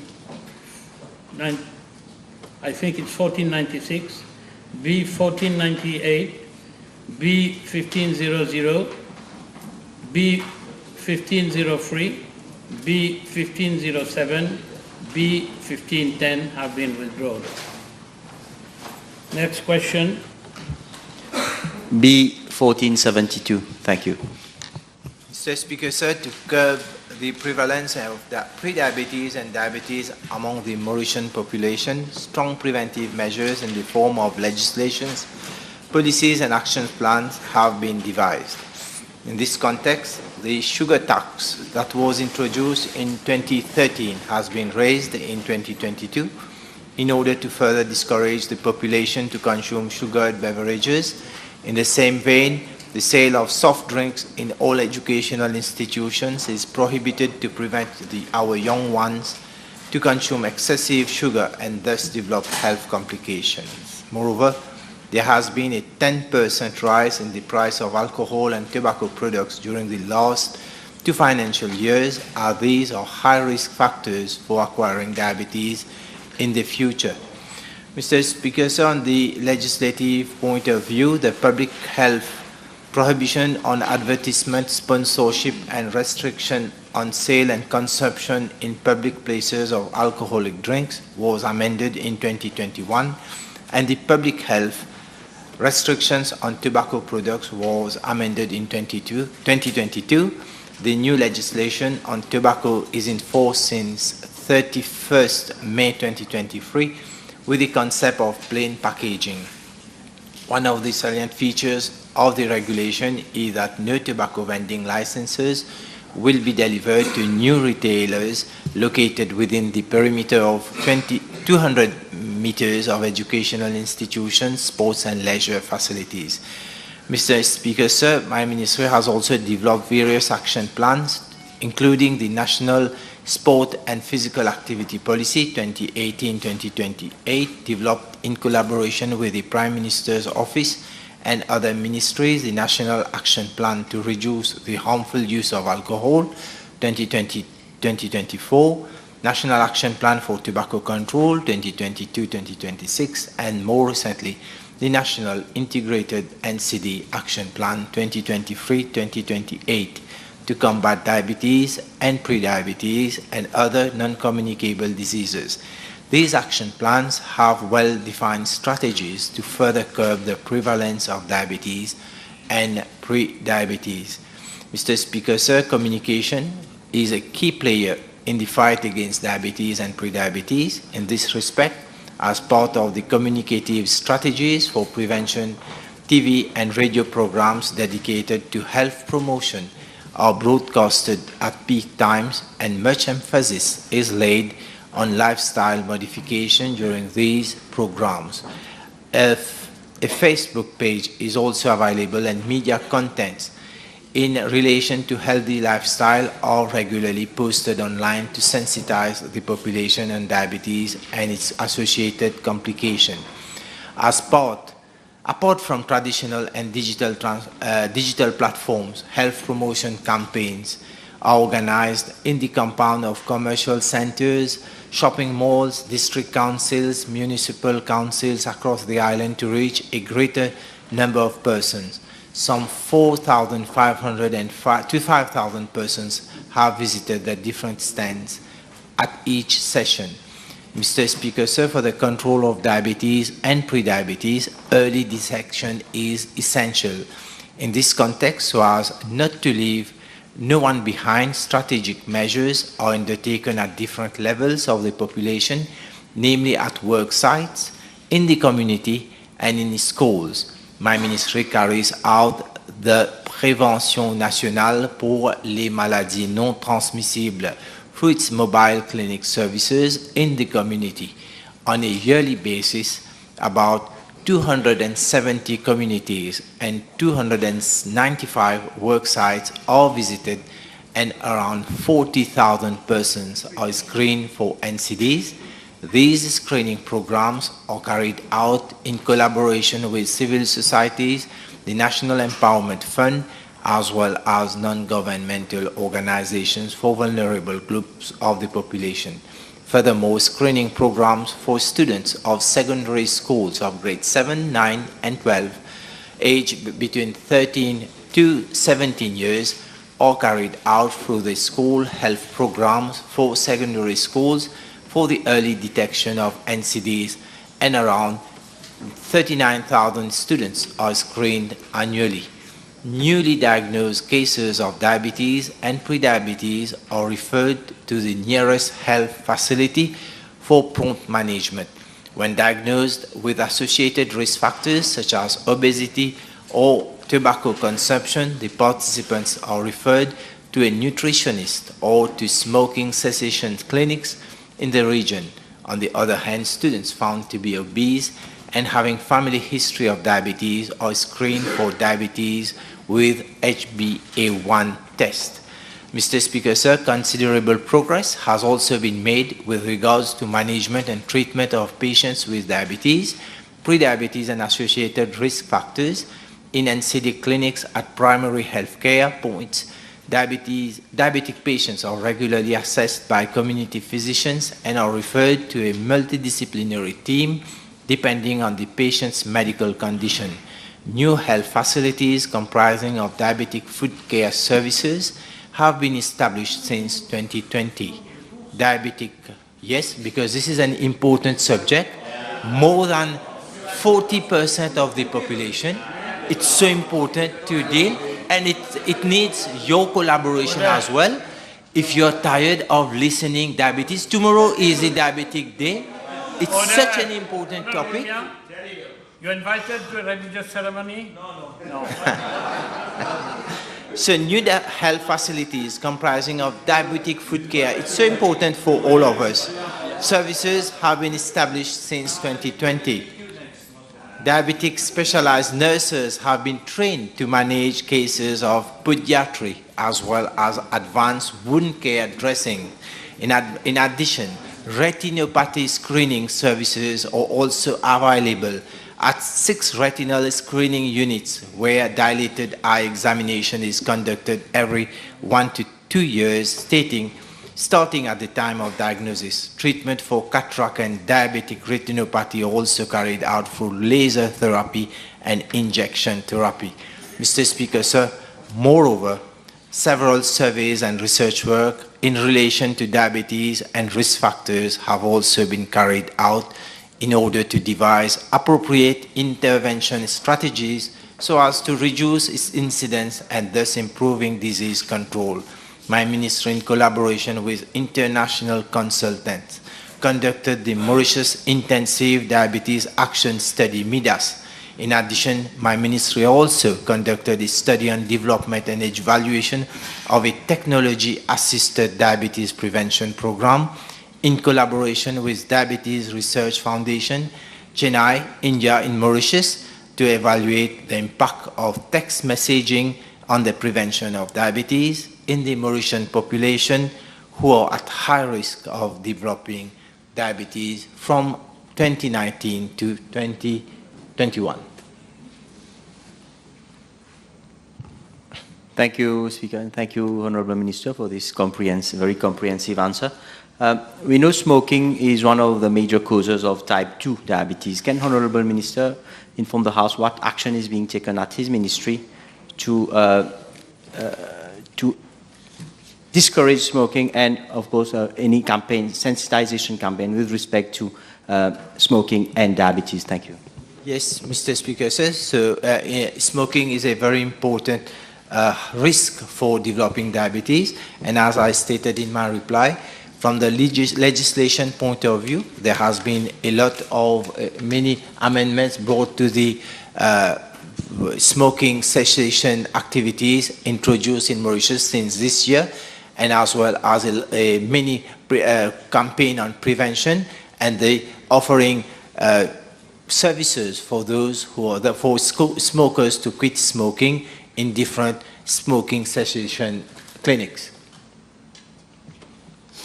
Thank you, Speaker. As Honourable Minister informed the House, today commemorates the World Diabetes Day. Tomorrow, can Honourable Minister inform the House what activity is being planned at the level of his ministry? Thank you. Yes, Mr. Speaker. In fact, tomorrow we are having a very important activity at Rivière-du-Rempart, where all members are invited to participate in these activities to promote the the members of the opposition also are invited to take cognizance of all the activities organized by the government, by the ministry, to promote a healthy lifestyle, not only weightlifting, but there are so many other activities that we can do to sensitize the population on prevention. B1473.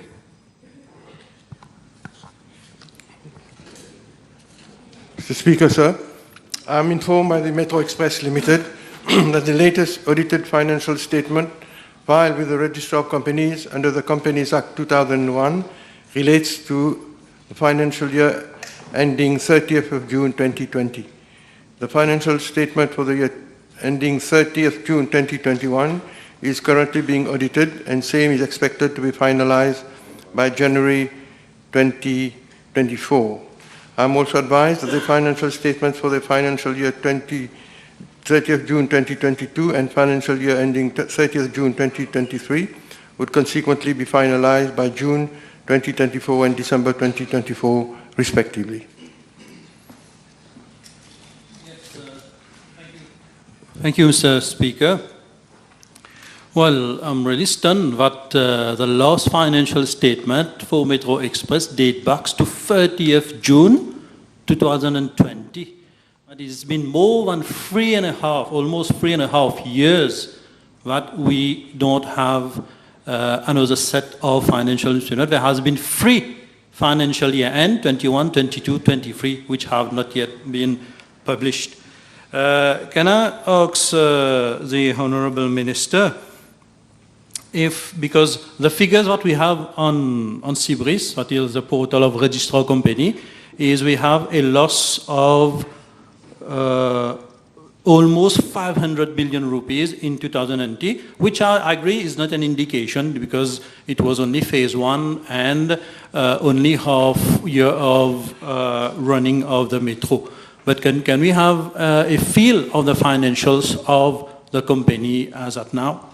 Mr. Speaker, sir, with regard to the first part of the question of the Honourable Member, I will explain to him why the delay has taken place. Mr. Speaker, sir, due to the COVID-19 pandemic constraints, the Metro Express project was launched in sub-phases over 3 years, namely Phase 1, Port Louis to Rosehill in 2020, Phase 2A, Rosehill to Quatre-Bornes in 2021, and then Phase 2B and Phase 2C, Quatre-Bornes to Phoenix and Phoenix to Cupip in 2022. And Phase 3, Rosehill to Réduit in 2023, that is this year. Metro Express, I'm sure the Honourable Member will understand, as a responsible developer and operator, ensured that the Mauritius population benefits from this service incrementally, and this resulted in the asset base of the company to grow continuously over the past years. Consequently, sir, there is an ongoing assessment of the asset base, which you will understand, Mr. Speaker, have implications on the financial position of the company and needs to be accurately reflected in the financial statements of the company. Now, with regard to the other part of the question of the Honourable Member, the accounting loss, as he rightly said, Mr. Speaker, sir, is understandable, but I can assure him that this loss included depreciation of fixed assets and financing costs comprising of interest and charges on Exim loan and also foreign exchange loss. Now, with regard to the financial viability of the project, Mr. Speaker, sir, firstly, this would be related to sensible information, but I can inform the Honourable Member that Metro Express has only been operational for fully operational, I mean, from Port Louis to Cupip and from Rosehill to Eben only 9 months ago. So the question of profit generated to date is premature. The operations are not fully bedded and the company has yet to reach its cruising speed. Moreover, let me inform the Honourable Member that the financial performance of the light rail cannot be assessed, cannot be gauged over such a short period of time, but I can assure the Honourable Member, the House and the nation at large that it is comforting to note that MEL is currently already operating at nearly 80% of its break-even level. Yes, Mr. Speaker. In relation to what the Honourable Minister stated in reply to PQB 1334, to the effect that the extension towards Saint-Pierre and Côte d'Or has been deferred due to slow uptake of private projects in the region of Mocha, using his own words, does the Honourable Minister think that this might have an impact on the financial statement of Metro Express? Well, Mr. Speaker, sir, we gave the reason in the answer I gave last time why this Phase 4 project has been deferred, but the Honourable Member should know also that there are new projects which are already in the pipeline, for example, the extension from Place d'Armes to Immigration Square and from Cupip to La Vigie also, which will inevitably boost up the ridership of the Metro Express, Mr. Speaker, sir. Thank you. MP Shajbal. B 1474. Mr. Speaker, sir, with regard to part A of the question, I'm informed that the Harry Latour Stadium was closed to the public on 16 August 2023 due to the maintenance of the football pitch.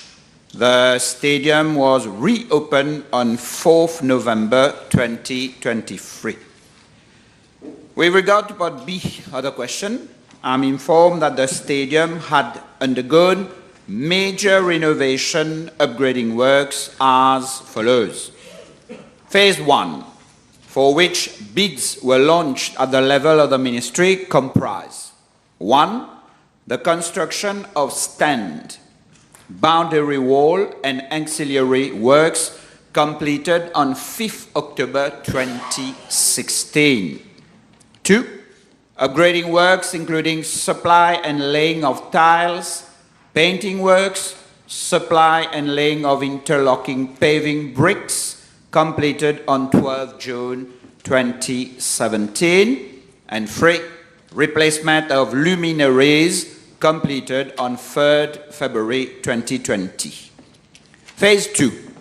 The contract for the renovation works was awarded by the Ministry of National Infrastructure and Community Development under the Framework Agreement 2018-2019 to contractor Nova Glass Waterproofing Private Company Limited in 2020 and completed in 2022. The main components of the works included 1. Repair of broken slabs for drains around the perimeter of the football ground. 2. Reconstruction of high boundary wall of the stadium. 3.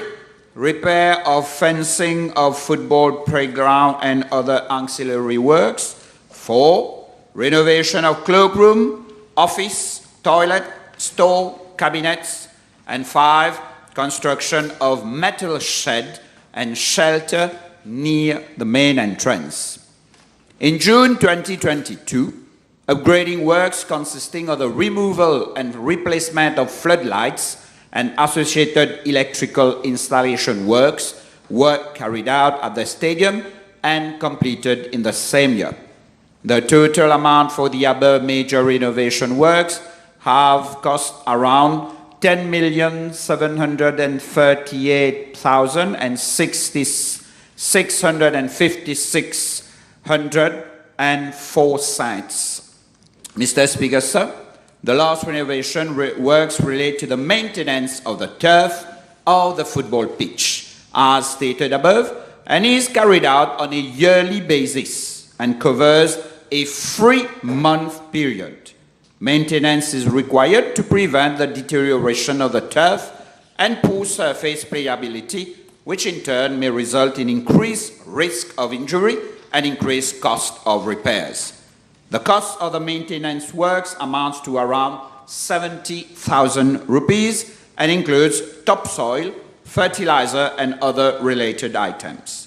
With regard to part C of the question, my ministry will endeavor to attend to either minor or major renovation works that may crop up in the future, subject to the availability of funds. However, Mr. Speaker, sir, the Harry Latour Stadium having a relatively high booking rate, there is the need for regular maintenance. Presently, the football pitch is practicable for users and does not require any major uplifting, but only regular maintenance. Thank you.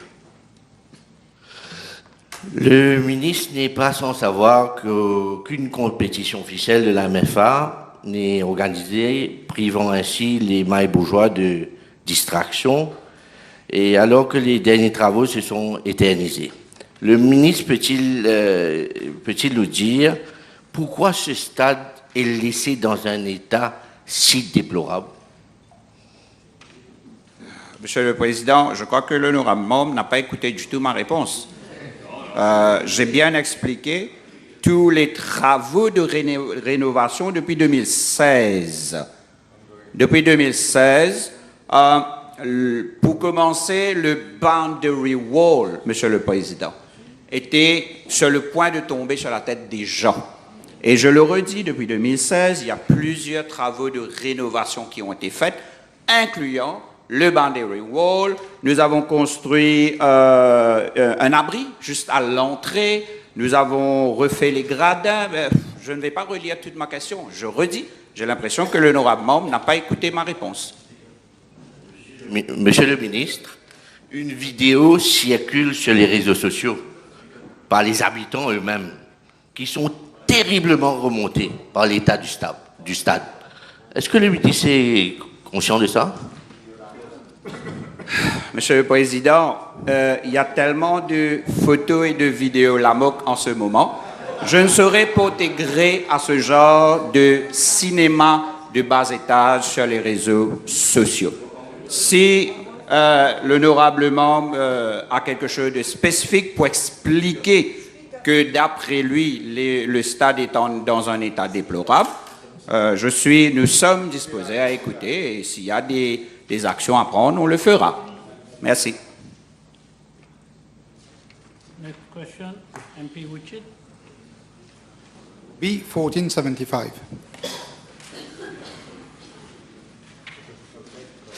Mr. Speaker, sir, with your permission, I'm going to reply to this parliamentary question. Mr. Speaker, sir, the paramount importance of water supply infrastructure is underscored by both financial investments in reservoir upgrading and the strategic actions taken to enhance infrastructure resilience. This dual focus not only addresses the immediate needs of water resource management, but also ensures the long-term sustainability and adaptability of the vital reservoir systems. I'm informed that between 1997 and 1999, a dam safety analysis study was conducted by the Water Resources Unit for the Marovacqua, Marlong, Piton du Milieu, La Nicolière, La Ferme, and Richard dams, as well as the municipal dike. The study recommended the rehabilitation and upgrading of these infrastructures and the raising of the storage capacity be increased wherever feasible. Mr. Speaker, sir, with regard to Part A of the question, I'm informed that from 2001 to 2005, the Marovacqua and La Nicolière Dam, as well as the municipal dike, were rehabilitated for a total sum of around 180 million rupees. Works for the rehabilitation and upgrading of La Ferme Dam are expected to start in July-August of 2024 and to be completed around June 2026. In this context, the consultancy services of Studio Pietrangeli from Italy was retained in 2020 to review existing reports on the upgrading work at La Ferme Dam, make proposals for reservoir boundaries, update design reports, and carry out EIA, among others. To date, an amount of 159,167 rupees and 25 cents has been paid to the consultant. Upgrading and rehabilitation works are expected to cost around 700 million rupees, and they include raising of the dam to increase its storage capacity from 11.52 million cubic meters to around 14 million cubic meters. A portion of the storage will be used to boost potable water supply to western regions. After the La Ferme Dam, it is planned to rehabilitate the Piton du Milieu Dam, including its raising to increase storage capacity, followed by Marlong Reservoir. Mr. Speaker, sir, it is worth noting that all existing dam rehabilitation and upgrading projects are developed by skilled international consultants who also supervise their implementation up to the final stage. With regard to Part B of the question, in order to improve the resilience of our water resources infrastructures, particularly dams and feeder canals, budgetary provisions are made annually for their maintenance and operation.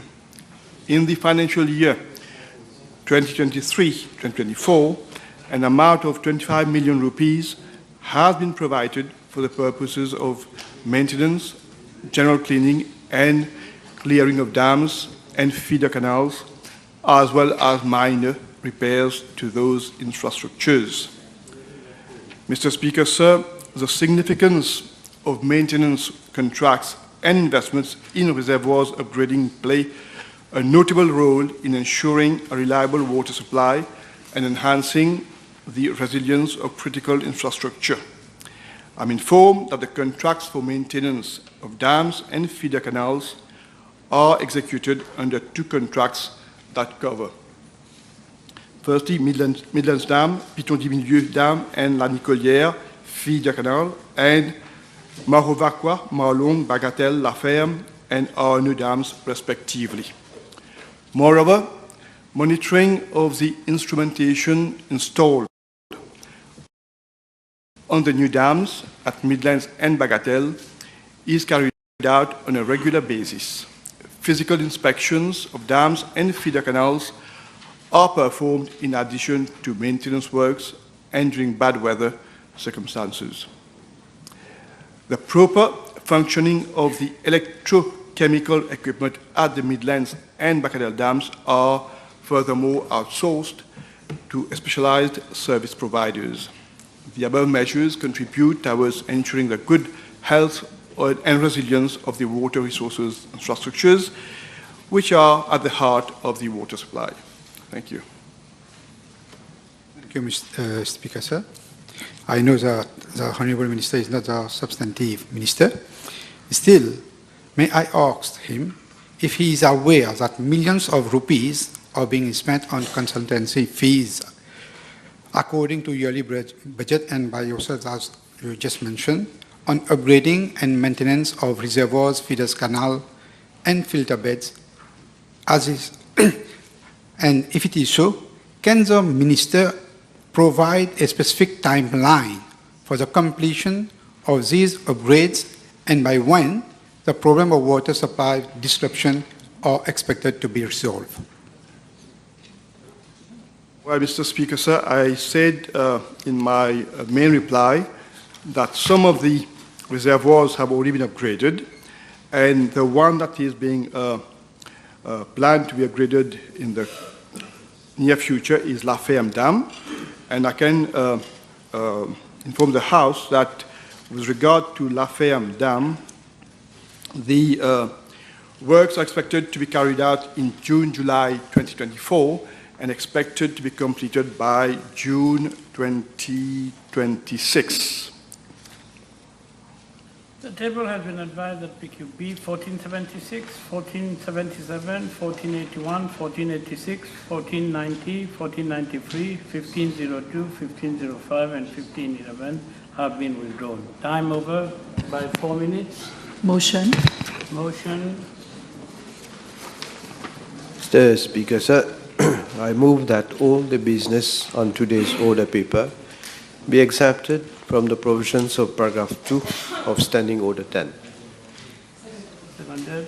The question is that all the business on today's order paper be exempted from the provisions of paragraph 2 of Standing Order 10. Those in favor say aye. Those against no. Ayes have it. Met by ministers. Statement. Thank you, Mr. Speaker, sir. With your kind permission, I will make a statement in the context of the World Day of Remembrance for Road Traffic Victims, which is commemorated each year on the third Sunday of November, in line with the resolution adopted by the United Nations. Mr. Speaker, sir, the World Day of Remembrance for Road Traffic seeks to pay an earnest tribute to the countless victims having either lost their lives or sustained serious injuries which have resulted in severe incapacitation as a result of road accidents across the world. It also intends to acknowledge the excruciating pain and deep emotional trauma and devastation inflicted on all victims, their families, and communities. The commemoration brings us to the stark reality of the aftermath of fatal or serious road accidents, the consequences of which are broken and disjointed families, financial and economic distress following the demise of breadwinners, dreams which will never materialize, especially for young people, or reduced quality of life arising from the loss of body parts due to the road accidents, just to name but a few. Mr. Speaker, sir, the World Day of Remembrance serves as a platform to ensure that the memory of the departed never wane into oblivion, whilst also emphasizing on preventive actions to curb road traffic accidents. The chosen slogan and theme for this year, as set out by the United Nations, are, quote, remember, support, act, and justice, unquote, respectively.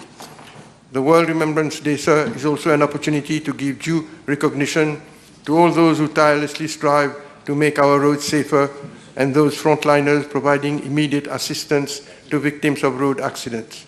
Here I have in mind the emergency crews, namely the police, the Mauritius Fire and Rescue Services, and especially the medical professionals who deal daily with the aftermath of road crashes. Their selfless commitment towards those involved in road accidents cannot go unnoticed, and we need to give them the credit they rightfully deserve. So it is with considerable sadness that I have to inform the House that since the beginning of this year to date, the road has made 115 victims who have lost their lives. Out of the 115 victims, 36 were pedestrians, 54 were on two-wheelers, including cyclists and pillion riders. The pedestrians and two-wheelers account for around 78% of the total killed and are considered to be most vulnerable. So one death is too many. In spite of the accrued effort of government to provide better and safer roads, accidents are on the increase, and this trend cannot be accepted. To mark the World Day of Remembrance for road traffic victims and to create an awareness for our road users to use the roads wisely, my ministry, together with relevant stakeholders, is organizing a series of activities with specific classes of road users in the course of next week with a view to further sensitizing the population on road safety issues. Firstly, on Saturday, 18th of November 2023, a Mass will be organized at La Chapelle Saint-Luc at Residence Kennedy and will be presided by His Lordship, the Bishop of Port-au-Prince, Monseigneur Jean-Michel Duron. This Mass will also be graced by the presence of the Honorable Prime Minister, who has always been a staunch supporter for road safety and who is presently chairing a road safety commission. Secondly, on Sunday, 19th of November 2023, a motorcycle road show will be held in collaboration with the Motor Club and fellow bikers, two associations regrouping some 200 motorcyclists and the riders of the police traffic branch. The road show will start from Plaza and will proceed to Tribeca Mall through Belrose and Eben. The official ceremony of the World Day of Remembrance for Road Traffic Victims 2023 will be held at 11 a.m. at Tribeca Mall. This event will comprise the launching of a road safety campaign for pedestrians, a motorcycle show, sensitization of the public by the Traffic Management and Road Safety Unit, the police and the emergency services, Mauritius Fire and Rescue Services and SAMU, and Metro Express Limited, and distribution of reflective motorcyclist vests by SICAM Limited, which has regularly extended support to my ministry for promoting road safety. On the 20th of November 2023, helmets will be distributed to motorcyclists and an interactive application on road safety for school children of grade 4 will be introduced in collaboration with Total Energy at the Bellevue gas station. On Wednesday, 22nd of November 2023, as from 10 a.m., a youth rally consisting of 200 youngsters from youth centers and youth associations, accompanied by the police band, will be organized from Plaisance Mall to Gandhi Square, Rosebel. This will be followed by a wreath-laying ceremony at the stele found at the Gandhi Square to commemorate the death of road victims each year. And on the 23rd of November 2023, a training course on defensive driving will be provided by the Taxi Operators Welfare Fund in collaboration with my ministry, the MITD and the police force for some 100 taxi drivers. Sir, the aim of these activities is to unrelentlessly push for the promotion of road safety practices among the population, as the importance of sensitization can never be overemphasized, the more so that people tend to overlook that road accidents are at times sudden violent events with long-lasting impacts and irreversible consequences. Mr. Speaker, sir, sadly, we are still observing with profound concern several cases of irresponsible behavior in terms of drivers operating under the influence of intoxicating substances. Likewise, excessive speeding by irresponsible road users is one of the major causes of fatal accident. These obnoxious behaviors and abhorrent practices should be condemned by one and all. Therefore, my appeal today, Mr. Speaker, sir, to this august assembly is for every citizen to act responsibly while being on the roads. And here, Mr. Speaker, sir, allow me to stress that road users need to be particularly mindful of those who are most vulnerable, that is, the pedestrians, among whom the elderly and the two-wheelers. In fact, these two categories, as I have stated earlier, account for around 78% of the victims of road accidents. Sir, road safety is therefore a battle that can only be won through the collective efforts of one and all. though we as a government are responsible to frame appropriate and dissuasive legislation to eliminate road casualties, in addition to enhancing the road infrastructure to make it more forgiving, we need the extensive support of the population for embracing a road safety culture. This starts from instilling correct road safety practices in our children right from their tender age and acting as responsible citizens by setting the right example to the younger generations. Mr. Speaker, sir, the activities being organized by my ministry during this Road Safety Week will culminate on Friday, 24th of November 2023, which is being dedicated as a White Ribbon Day in memory of all those who have lost their lives as a result of road accidents. I seize this opportunity to make an appeal to the public to wear a white ribbon on that day in solidarity with the families of victims of road accidents. Sir, the White Ribbon is a community-based initiative encouraging individuals to directly contribute to raising awareness on the importance of road safety. The White Ribbon, which is in the form of a road loop, is a symbol used to represent support to road crash victims. In addition, the White Ribbon for Road Safety urges people to be careful on the roads and promote road safety messages to friends, family, and colleagues. In this context, sir, public officers will be requested to wear a white ribbon on the 24th of November 2023 as a symbolic gesture towards those involved in road accidents. A similar plea is being made through Business Mauritius to the private sector for them to encourage their employees to partake in this endeavor as well. An appeal has been made to the public transport operators, including Metro Express Limited, to provide a ribbon to all their passengers on that day. Mr. Speaker, sir, pursuant to the above, my ministry has arranged for all honourable members to be provided with a white ribbon so that we can commemorate together the White Ribbon Day, which is to be held on Friday, 24th November 2023. The ribbon on the table of honourable members is to be worn on Friday, the 24th of November. Mr. Speaker, sir, road safety is a national priority and transcends party politics. We are all involved in this battle, and I enjoin all members of this House to promote a road safety culture.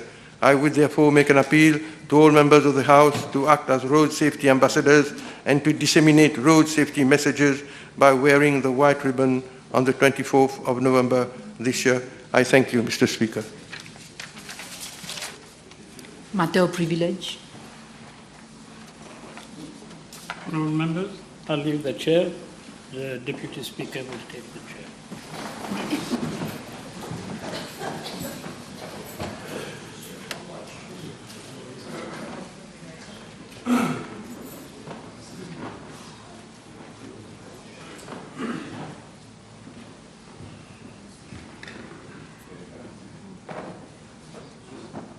Thank you very much. Please be seated.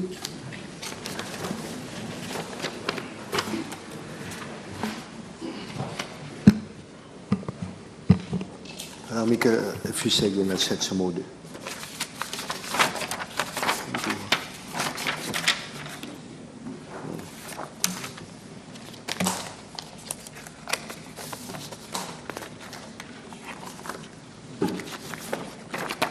Thank you very much. Honourable members, I have to inform the House that Honourable Denu has in writing early on today given notice to raise a privilege complaint. Sorry. Under Standing Order 74-1 against Honourable Shakil Mohammed for having in the course of a press conference on Tuesday 7 of November 2023 made certain allegations against the Speaker which according to Honourable Denu are tantamount to, I quote, uttering or publishing any statement reflecting on the conduct or character of or containing or amounting to an accusation of partiality in discharge of his duty by the Speaker. The matter has been referred to me by Mr. Speaker. The transcript of the said press conference have been perused, the relevant part of which are being tabled as annexed to this ruling. Honourable Member, I take the view that an offence may have been committed under Section 6(1)(s) of the National Assembly Privileges, Immunities and Powers Act, which reads as follows. Contempt of the Assembly. Subject to subsection 2, each of the following acts, matters, and things constitute the offence of contempt of the Assembly.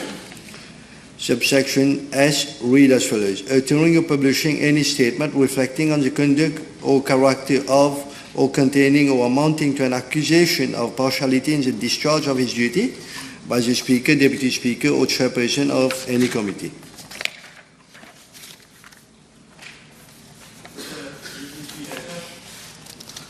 In light of your ruling, I move that the matter whereby Honorable Shakil Mohammed made comments reflecting on the conduct of the Speaker in discharge of his duty during a press conference on Tuesday, 7 November 2023, be referred to the Director of Public Prosecution for appropriate action pursuant to Standing Order 74-4 of the Standing Orders and Rules of the National Assembly.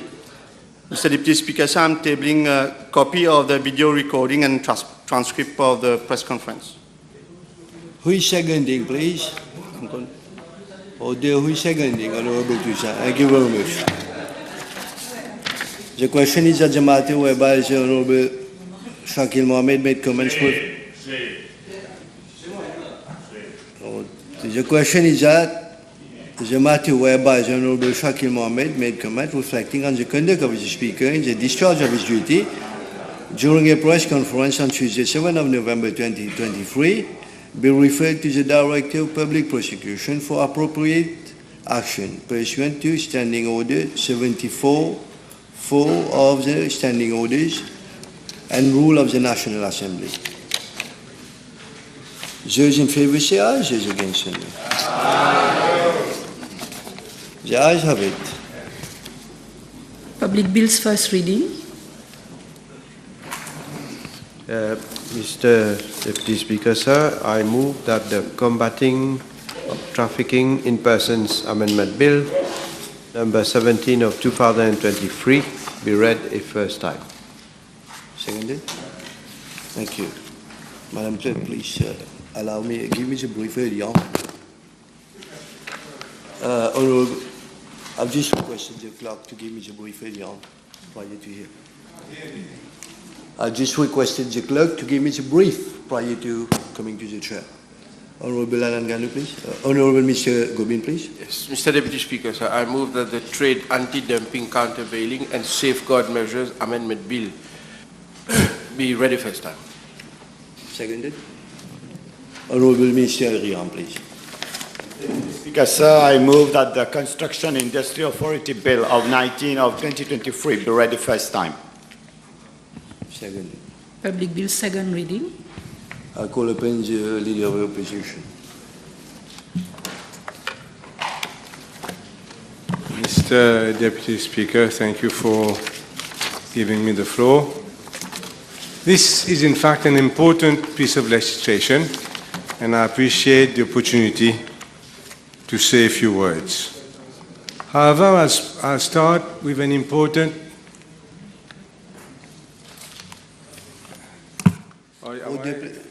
Honorable Prime Minister, Honorable Minister Ganu, I'm sorry. Tini. The opposition is just pointing toward. He's been distracted to what you're having. Is that okay? You're happy now to continue? Yes, I'm happy to start again. Please I'm going to make an important quotation from quoting a sentence from Honorable Siratan, who was then Minister of Agriculture, and during a PNQ which I asked on the 4th of July 2017. And this is what Mr. Honorable Siratan said. He said, we are not going to force anyone to go to the national wholesale market to sell his product. We are not going to force anyone to go to the national wholesale product market to sell his product. What are we doing now? We are doing exactly the contrary to what the Honorable Minister said at the time. Now, fast forward. Allow the Leader of the Opposition to continue. He was distracted earlier on. Fast forward to 2023. Firstly, the project is about 4 years late. We know that. It's not complete at all. It's far from complete. It's about 4 years late. So, but what happens in Section 25BA, and this contradicts totally what we were told, what we were informed. We were misinformed, it seems. 4 or 5 years ago, in 2017, this is what Section 25BA says. No person shall conduct the wholesale by auction of any locally produced product at any place other than a national wholesale market. This seems to be in total contradiction to what we were told during the PNQ. Maybe we were wrong at the time to believe the Honourable Minister. He has a chance to speak after me. He can tell us why the complete U-turn. And this is the whole point of this debate today, Mr. Deputy Speaker. Why the complete U-turn? Why the complete denial of a previous engagement formally undertaken by a sitting Minister of Agriculture in this very House? Were the planters wrong at the time in believing the government? Should they have doubted his word? Should they have doubted his promise? Well, let's see.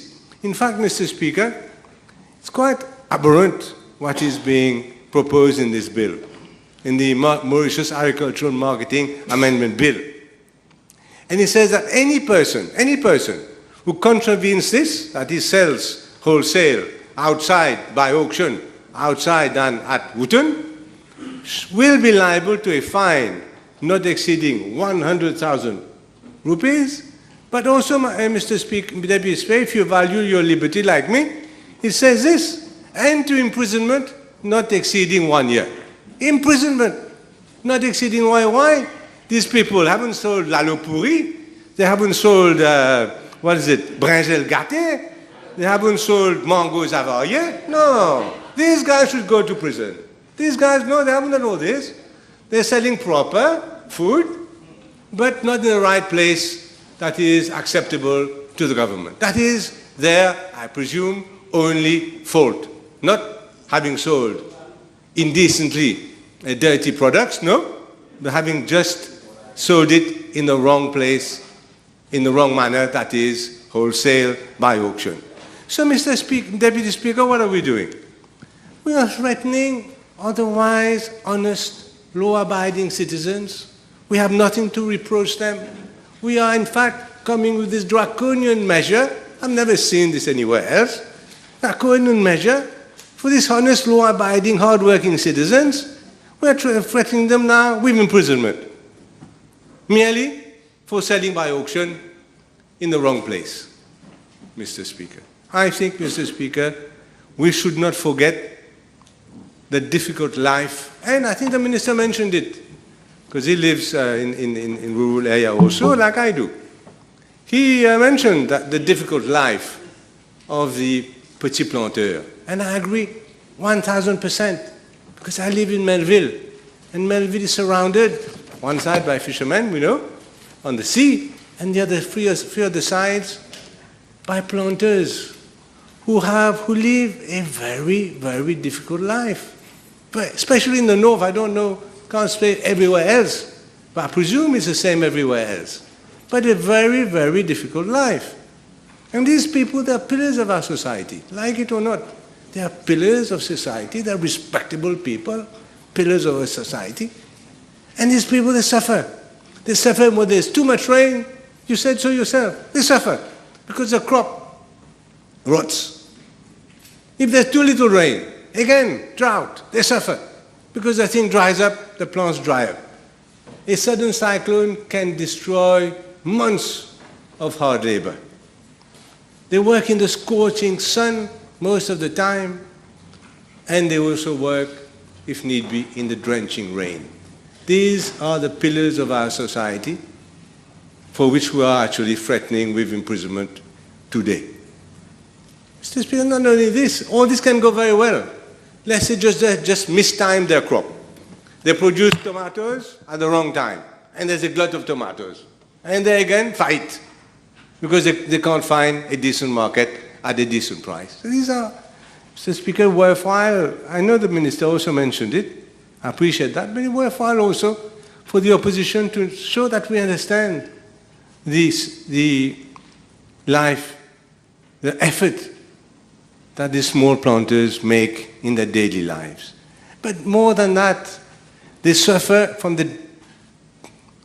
a deliberate policy of government, depreciation of the rupee. Bad. Depreciation of the rupee. Cost of fertilizers hit the roof. Herbicide hits the roof. Pesticides hit the roof.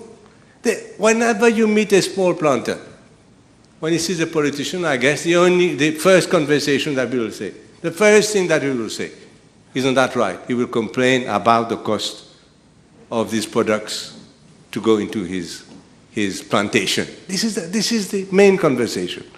And so they must understand, these small planters, that it is because of the dramatic fall in the rupee by 40% since this government took over in 2015. 40%. That their products, the inputs that they put in the plantation has hit the roof because of markup, etc., by maybe more than 40%, maybe 80%, because of the markups that importers, etc., obviously make on importation. So they have suffered, Mr. Speaker. And these small planters, how long will they be with us? How many young people actually joining the small planting community? Not many. I've spoken to a lot of them in Goodlands, for instance. Tell me, my children, they are lawyers, they are teachers, they're civil servants. They're not going to be small planters like me. Yes. Ministers. Why not?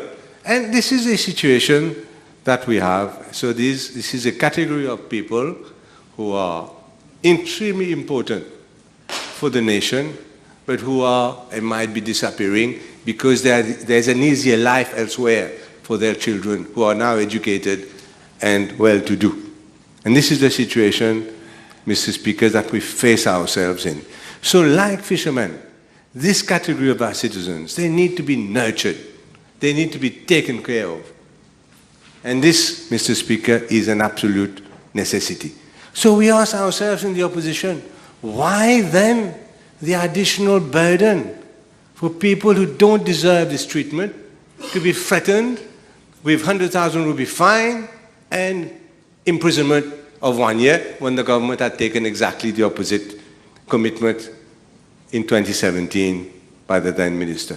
And we are told by the Honourable Minister of Agriculture, current minister, that all this, why is it being done, Mr. Deputy Speaker? It is being done to improve the financial livelihood of planters. You told us that last week. Why then are they so stupid, these people, that they don't understand that you are trying to improve their livelihood? Or is it you who doesn't understand what they really need? I believe, Mr. Speaker, that it is the government that doesn't understand what the planters need and what the planters want, and that is a problem. They are intelligent people, they know how to run the business, and they don't need to be threatened with imprisonment because you have decided to construct a white elephant or something like that in Wotton. I'm glad Honourable Kunjusha finds it funny, but so long as there's no swearing, I don't mind. Thank you. Thank you very much. Just don't swear, I'm okay. Laughing is okay. Now, Mr. Speaker. So, Mr. Speaker, the first point is, therefore, in my view, if it is going to improve the financial livelihood of planters, let's say that it is, and I believe that for some category of planters, it may well do so. It may well do so. It all depends on geographical location, probably. Then why do we need to coerce the others? That is the question that I'm asking myself. Because this, I think, you did not mention the cost, Honourable Minister, when you spoke. We are told that it's something like 500 million rupees has been spent on this facility. Now, this facility is about 4 years late. I think it was meant to open in 2019, and we are obviously now in 2023. You will blame COVID, etc., etc., as you will, as everybody. But COVID did not last 4 years, and it is 4 years late. And even now, it is not complete, this wholesale market, is it? So you have an incomplete facility that you want to coerce people to go to. It is not complete. Where is the cold room? I'd like to see the cold room that was promised by the previous minister. Where are the storage facilities? Where is the warehouse? Where is the commercial space for sellers of fertilizers, sellers of agricultural equipment? Where is the space for a bank? Where is the space for growers to sell directly to retailers? All these are not yet there. The project is only 50% complete. Maybe had you really had a complete project with all the facilities, interesting, people would go there, have a cup of tea in the food court that doesn't exist. Go to the bank, buy some agricultural equipment, buy some fertilizers, go home. They might see some interest in coming. But you have not completed it, have you? It's still 50% complete. There's none of this. There's only a big space, subdivided for people to sell. That's about all I have seen. Some officers upstairs for your staff, which is quite rightly so. But even you have agreed, the Mori Gap certified growers, it's not yet operational, is it? That's not there. The special desk to help planters, it's not there. So as I could see, the public address system, is it really that difficult in 2023 to organize a public address system? I mean, that takes so much time. Surely that's something that's quite easy to do. I mean, everybody does that every day. Electronic displays, CCTV cameras, none of these, according to what you say, are yet operational. They are envisaged in the medium term and some even in the long term. And also, as you might remember, Honorable Minister, this facility was not meant to be managed by the Agricultural Board, was it? It was meant to be managed by a joint private-public company, to be managed jointly by the private sector. That also has been une promesse en vain, because it hasn't been done. So it is all the government running a commercial facility with no managerial input from the private sector. And you told us last week that 250 planters visit regularly. We were told during the PNQ, I kept coming to that PNQ of 2017, that there are 6,700 planters in all. You told us, I think last week, that it was 10,000 planters. I don't know what is the discrepancy in the figures, but you also told us that 250 visit on a regular basis. That is a problem, isn't it? If you have 6,700 planters, or 10,000 planters, I don't know which, and only 250 visit regularly, that tells you itself. And probably this is why there's this need for this, some of them, I know they use traders, etc., but it's not a pleasant situation.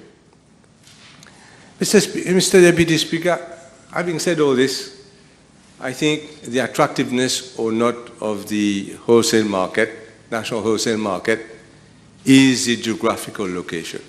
There is no doubt, nobody's stupid here, that if you were to live in Vakwa or near the national wholesale market, you'll find it positive. Maybe even if you, so the central area, maybe even the southern area, maybe some people in the western area, they might find this a positive aspect. And we have no problem with that. That part of the planters' population find it positive. But in the famous PNQ of 2017, we were told that 3,700 planters live outside these regions. Therefore, they live in the eastern and northern regions of Mauritius. So they live in Flac, they live in Triolet, they live in Goodlands, etc., Fond du Sac, you name it. That's where they are.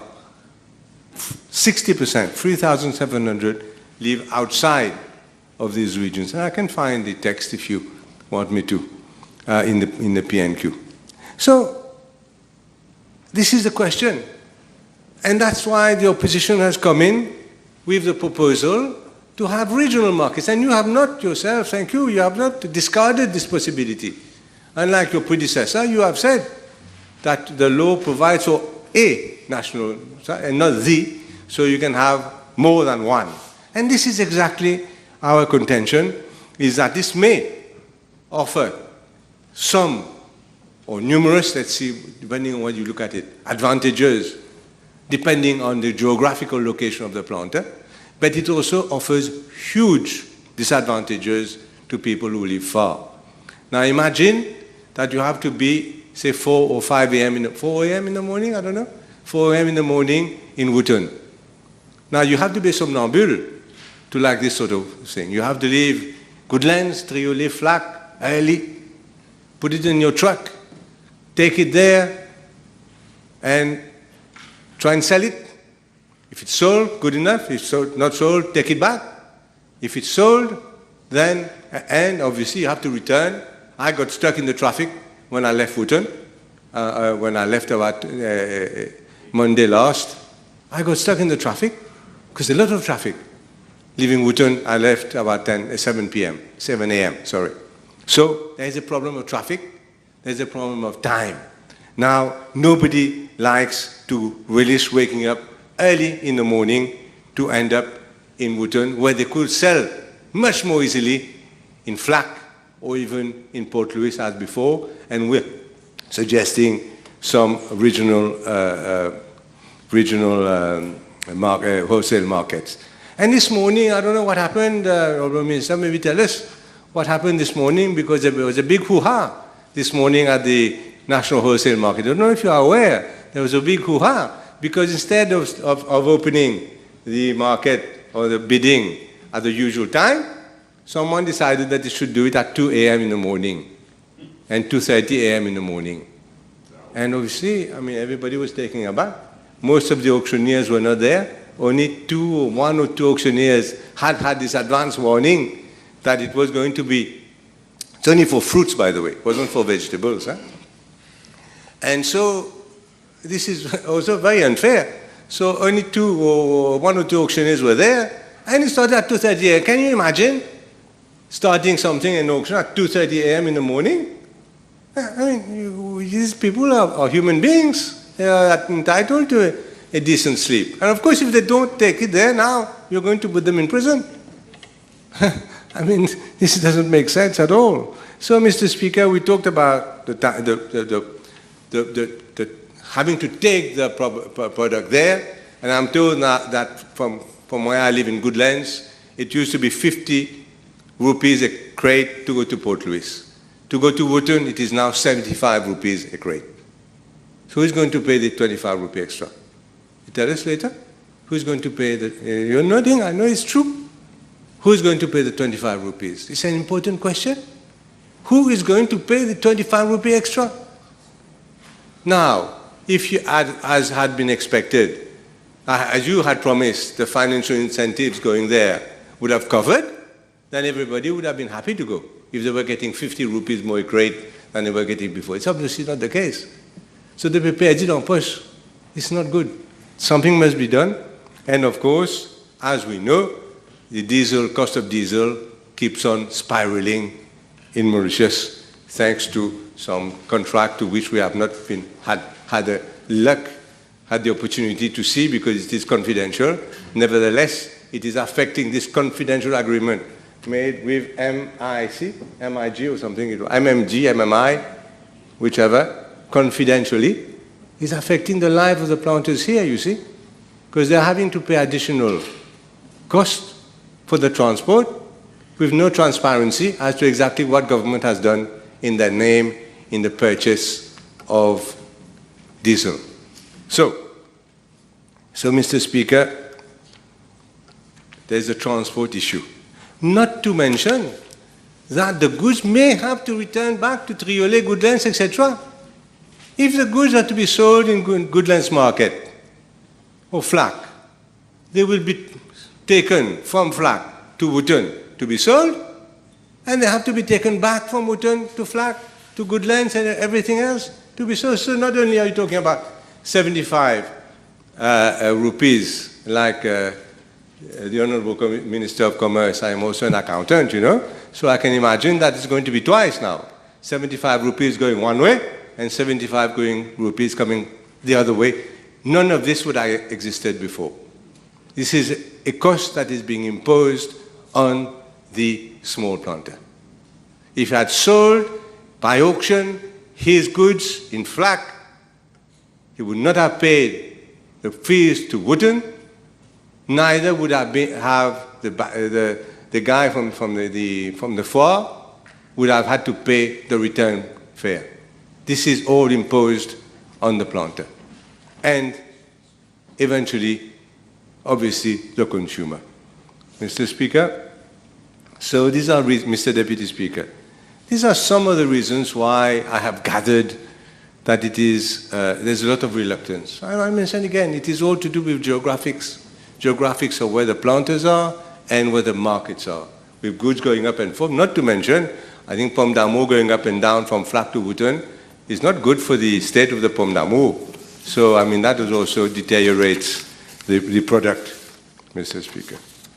Now, there was also supposed to be a joint price commission, wasn't there?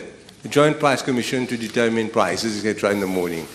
No sign of that joint price commission yet, Mr. Speaker. So, we in the opposition, we will have regional markets. We will have, the next government will have regional markets so that people can sell their goods in Flack, can sell their goods maybe in Port Louis and in the West, because that is the only solution. With the added advantages that no doubt exist with the national wholesale market, with to do with added security, to do with added traceability, to do with added pesticide control. It doesn't have to be only in Wooten that you can do this. At small cost, you can do this in 4 or in 3 other places as well. So, Mr. Speaker, this is for the future. The regional wholesale markets is something for the future. And this is something that I absolutely believe in. Mr. Speaker, now this bill, it doesn't ban wholesale markets, wholesale selling, sale by wholesale. It only bans wholesale by auction. So you can very well keep your product and sell it at a predetermined price to whoever you want, and that's not illegal, thank God. I still don't understand why fishermen can't sell the fish themselves and have to go to Bayan to sell the fish. But this was something that the minister found was necessary to impose on the poor fishermen, that they would have to go to a Bayan, to an intermediary, to sell their fish, even if they're selling to a hotel, to a restaurant, or to an... I find that totally unacceptable. This is not the case. Here, the planters can sell directly if they wish. It is only by auction that they cannot sell. It is only by auction that they cannot sell. Why? Why? But you see, Mr. Speaker, a law must be enforceable. And this is my point. The law must be enforced. Well, this is WhatsApp. This is WhatsApp. I take a picture of my product. I send it to my WhatsApp group. I say, okay, who wants to do 25 rupees, 30 rupees? The whole here on WhatsApp. Can you enforce this? Even with the NSS and all the listening equipment? Are you going to listen to what the planters do on their phone? You cannot enforce this law. It's already being done at the moment.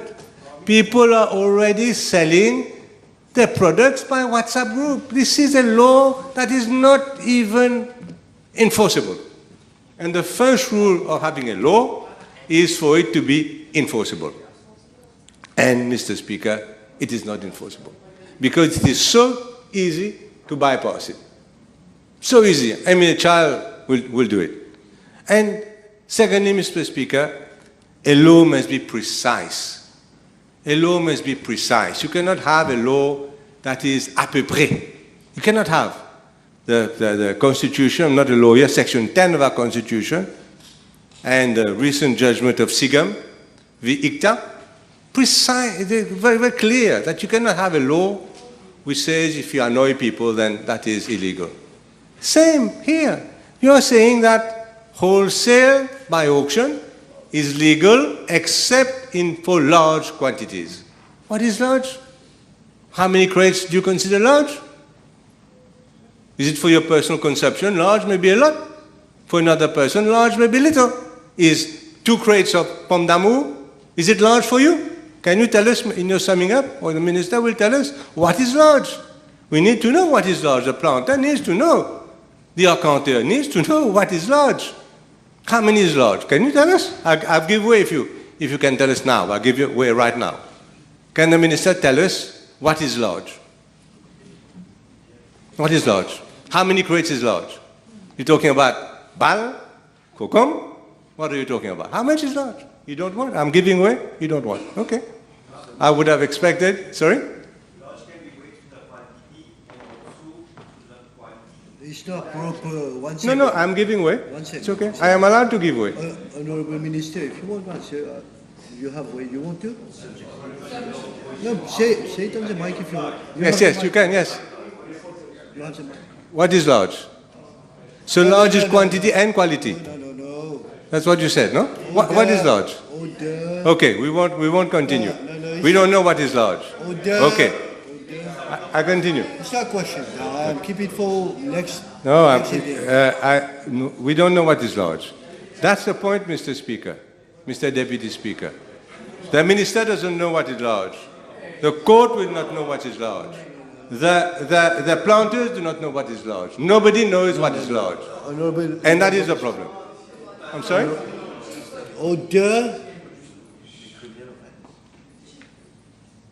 By far, what is wrong? Give me 1 second. I just wanted to order so that you can hear me properly. It's not proper right now to say the minister doesn't know what's large. No, why not? What is not proper with that? You don't have to answer for me. Okay, I'll rephrase it. Okay. Thank you very much. Does the minister know what is large? He hasn't replied, so we presume that he doesn't know. Now, Mr. Speaker, large is a big issue, and I really hope, I really want, if I can, the minister in his summing up, to be precise as to what is large. Now, I heard him say large is not only quantity, but it's also quality. Okay, so let's see. It would be interesting to see his definition of large. But, as I mentioned, the law may not actually fit the standard set by the Constitution and by recent Sigam case. But we'll see. I'll be patient. In the summing up, we'll know, all of us, what is large and what is small, and what can be sold and what cannot be sold. That is important, though. Now, Mr. Who is that? You won't weigh, Honorable Minister? Now, Mr. Speaker, this Deputy Speaker may continue. Now, as I mentioned, there's a strong cost incentive not to go to Wooton if you live far, and there's strong time incentive not to go. Mr. Speaker, Deputy Speaker, what about this? What about the toll fee? We seem to have forgotten about the toll fee, because this market will not operate according to what we were told in the PNQ of 2017, and the minister has not mentioned, neither mentioned that it is there still, or it is not there. And obviously, we expect the minister to be complete in his reply. There was mention.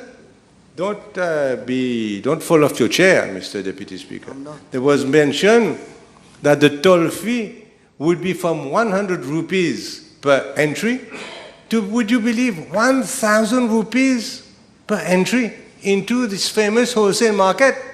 Non seulement they force you to go there, but you also have to pay to enter. This is great. You also have to pay to enter. Don't you? You mentioned that. You remember that? Yes. So there is a toll fee. And what has happened to this toll fee? Now, we don't know. And this toll fee was going to bring a few million rupees, as far as I remember, to the coffers of government. So perhaps, Honourable Minister, you will tell us now whether it has been increased, has it decreased, what's happened to the toll fee. I would have thought you would have told us in your opening speech. And so, Mr. Speaker, Deputy Speaker, I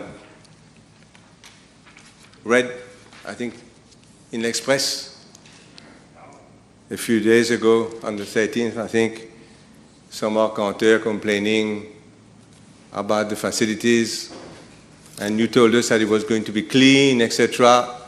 And I'm sure you read what the guy said about the toilets being extremely dirty.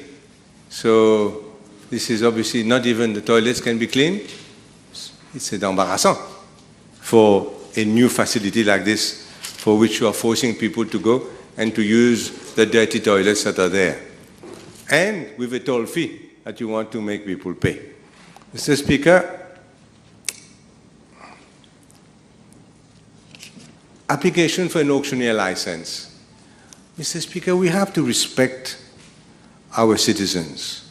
We cannot create laws or continue with laws that force you to apply for an auctioneer license, doesn't give you any criteria, doesn't give you any time limit, doesn't give you any appeals procedure should you be refused an auctioneer license.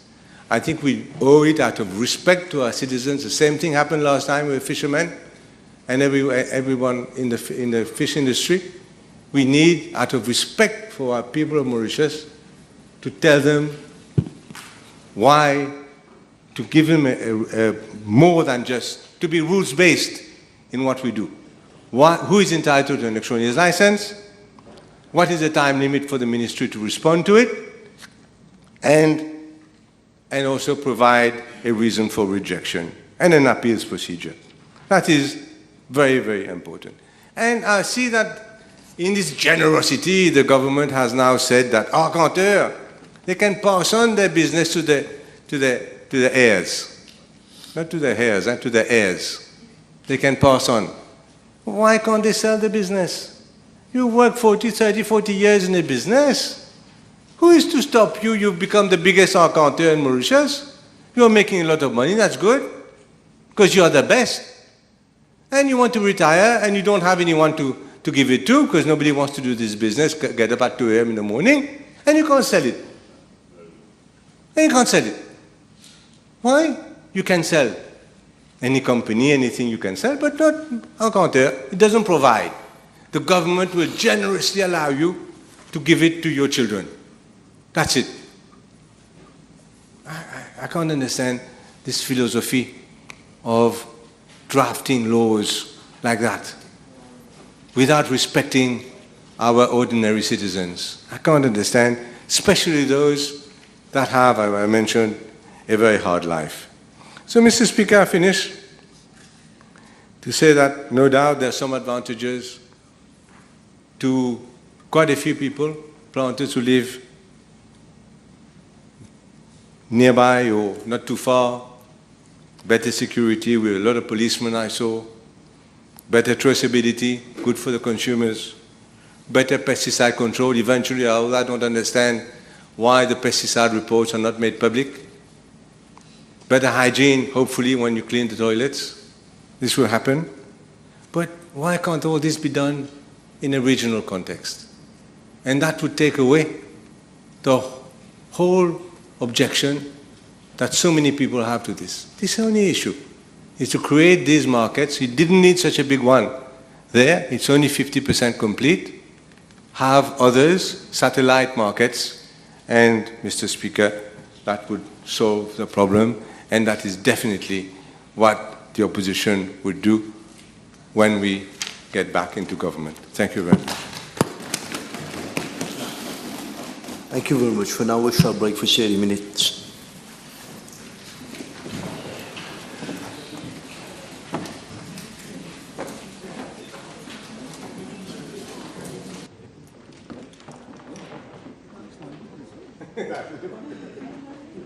That's it,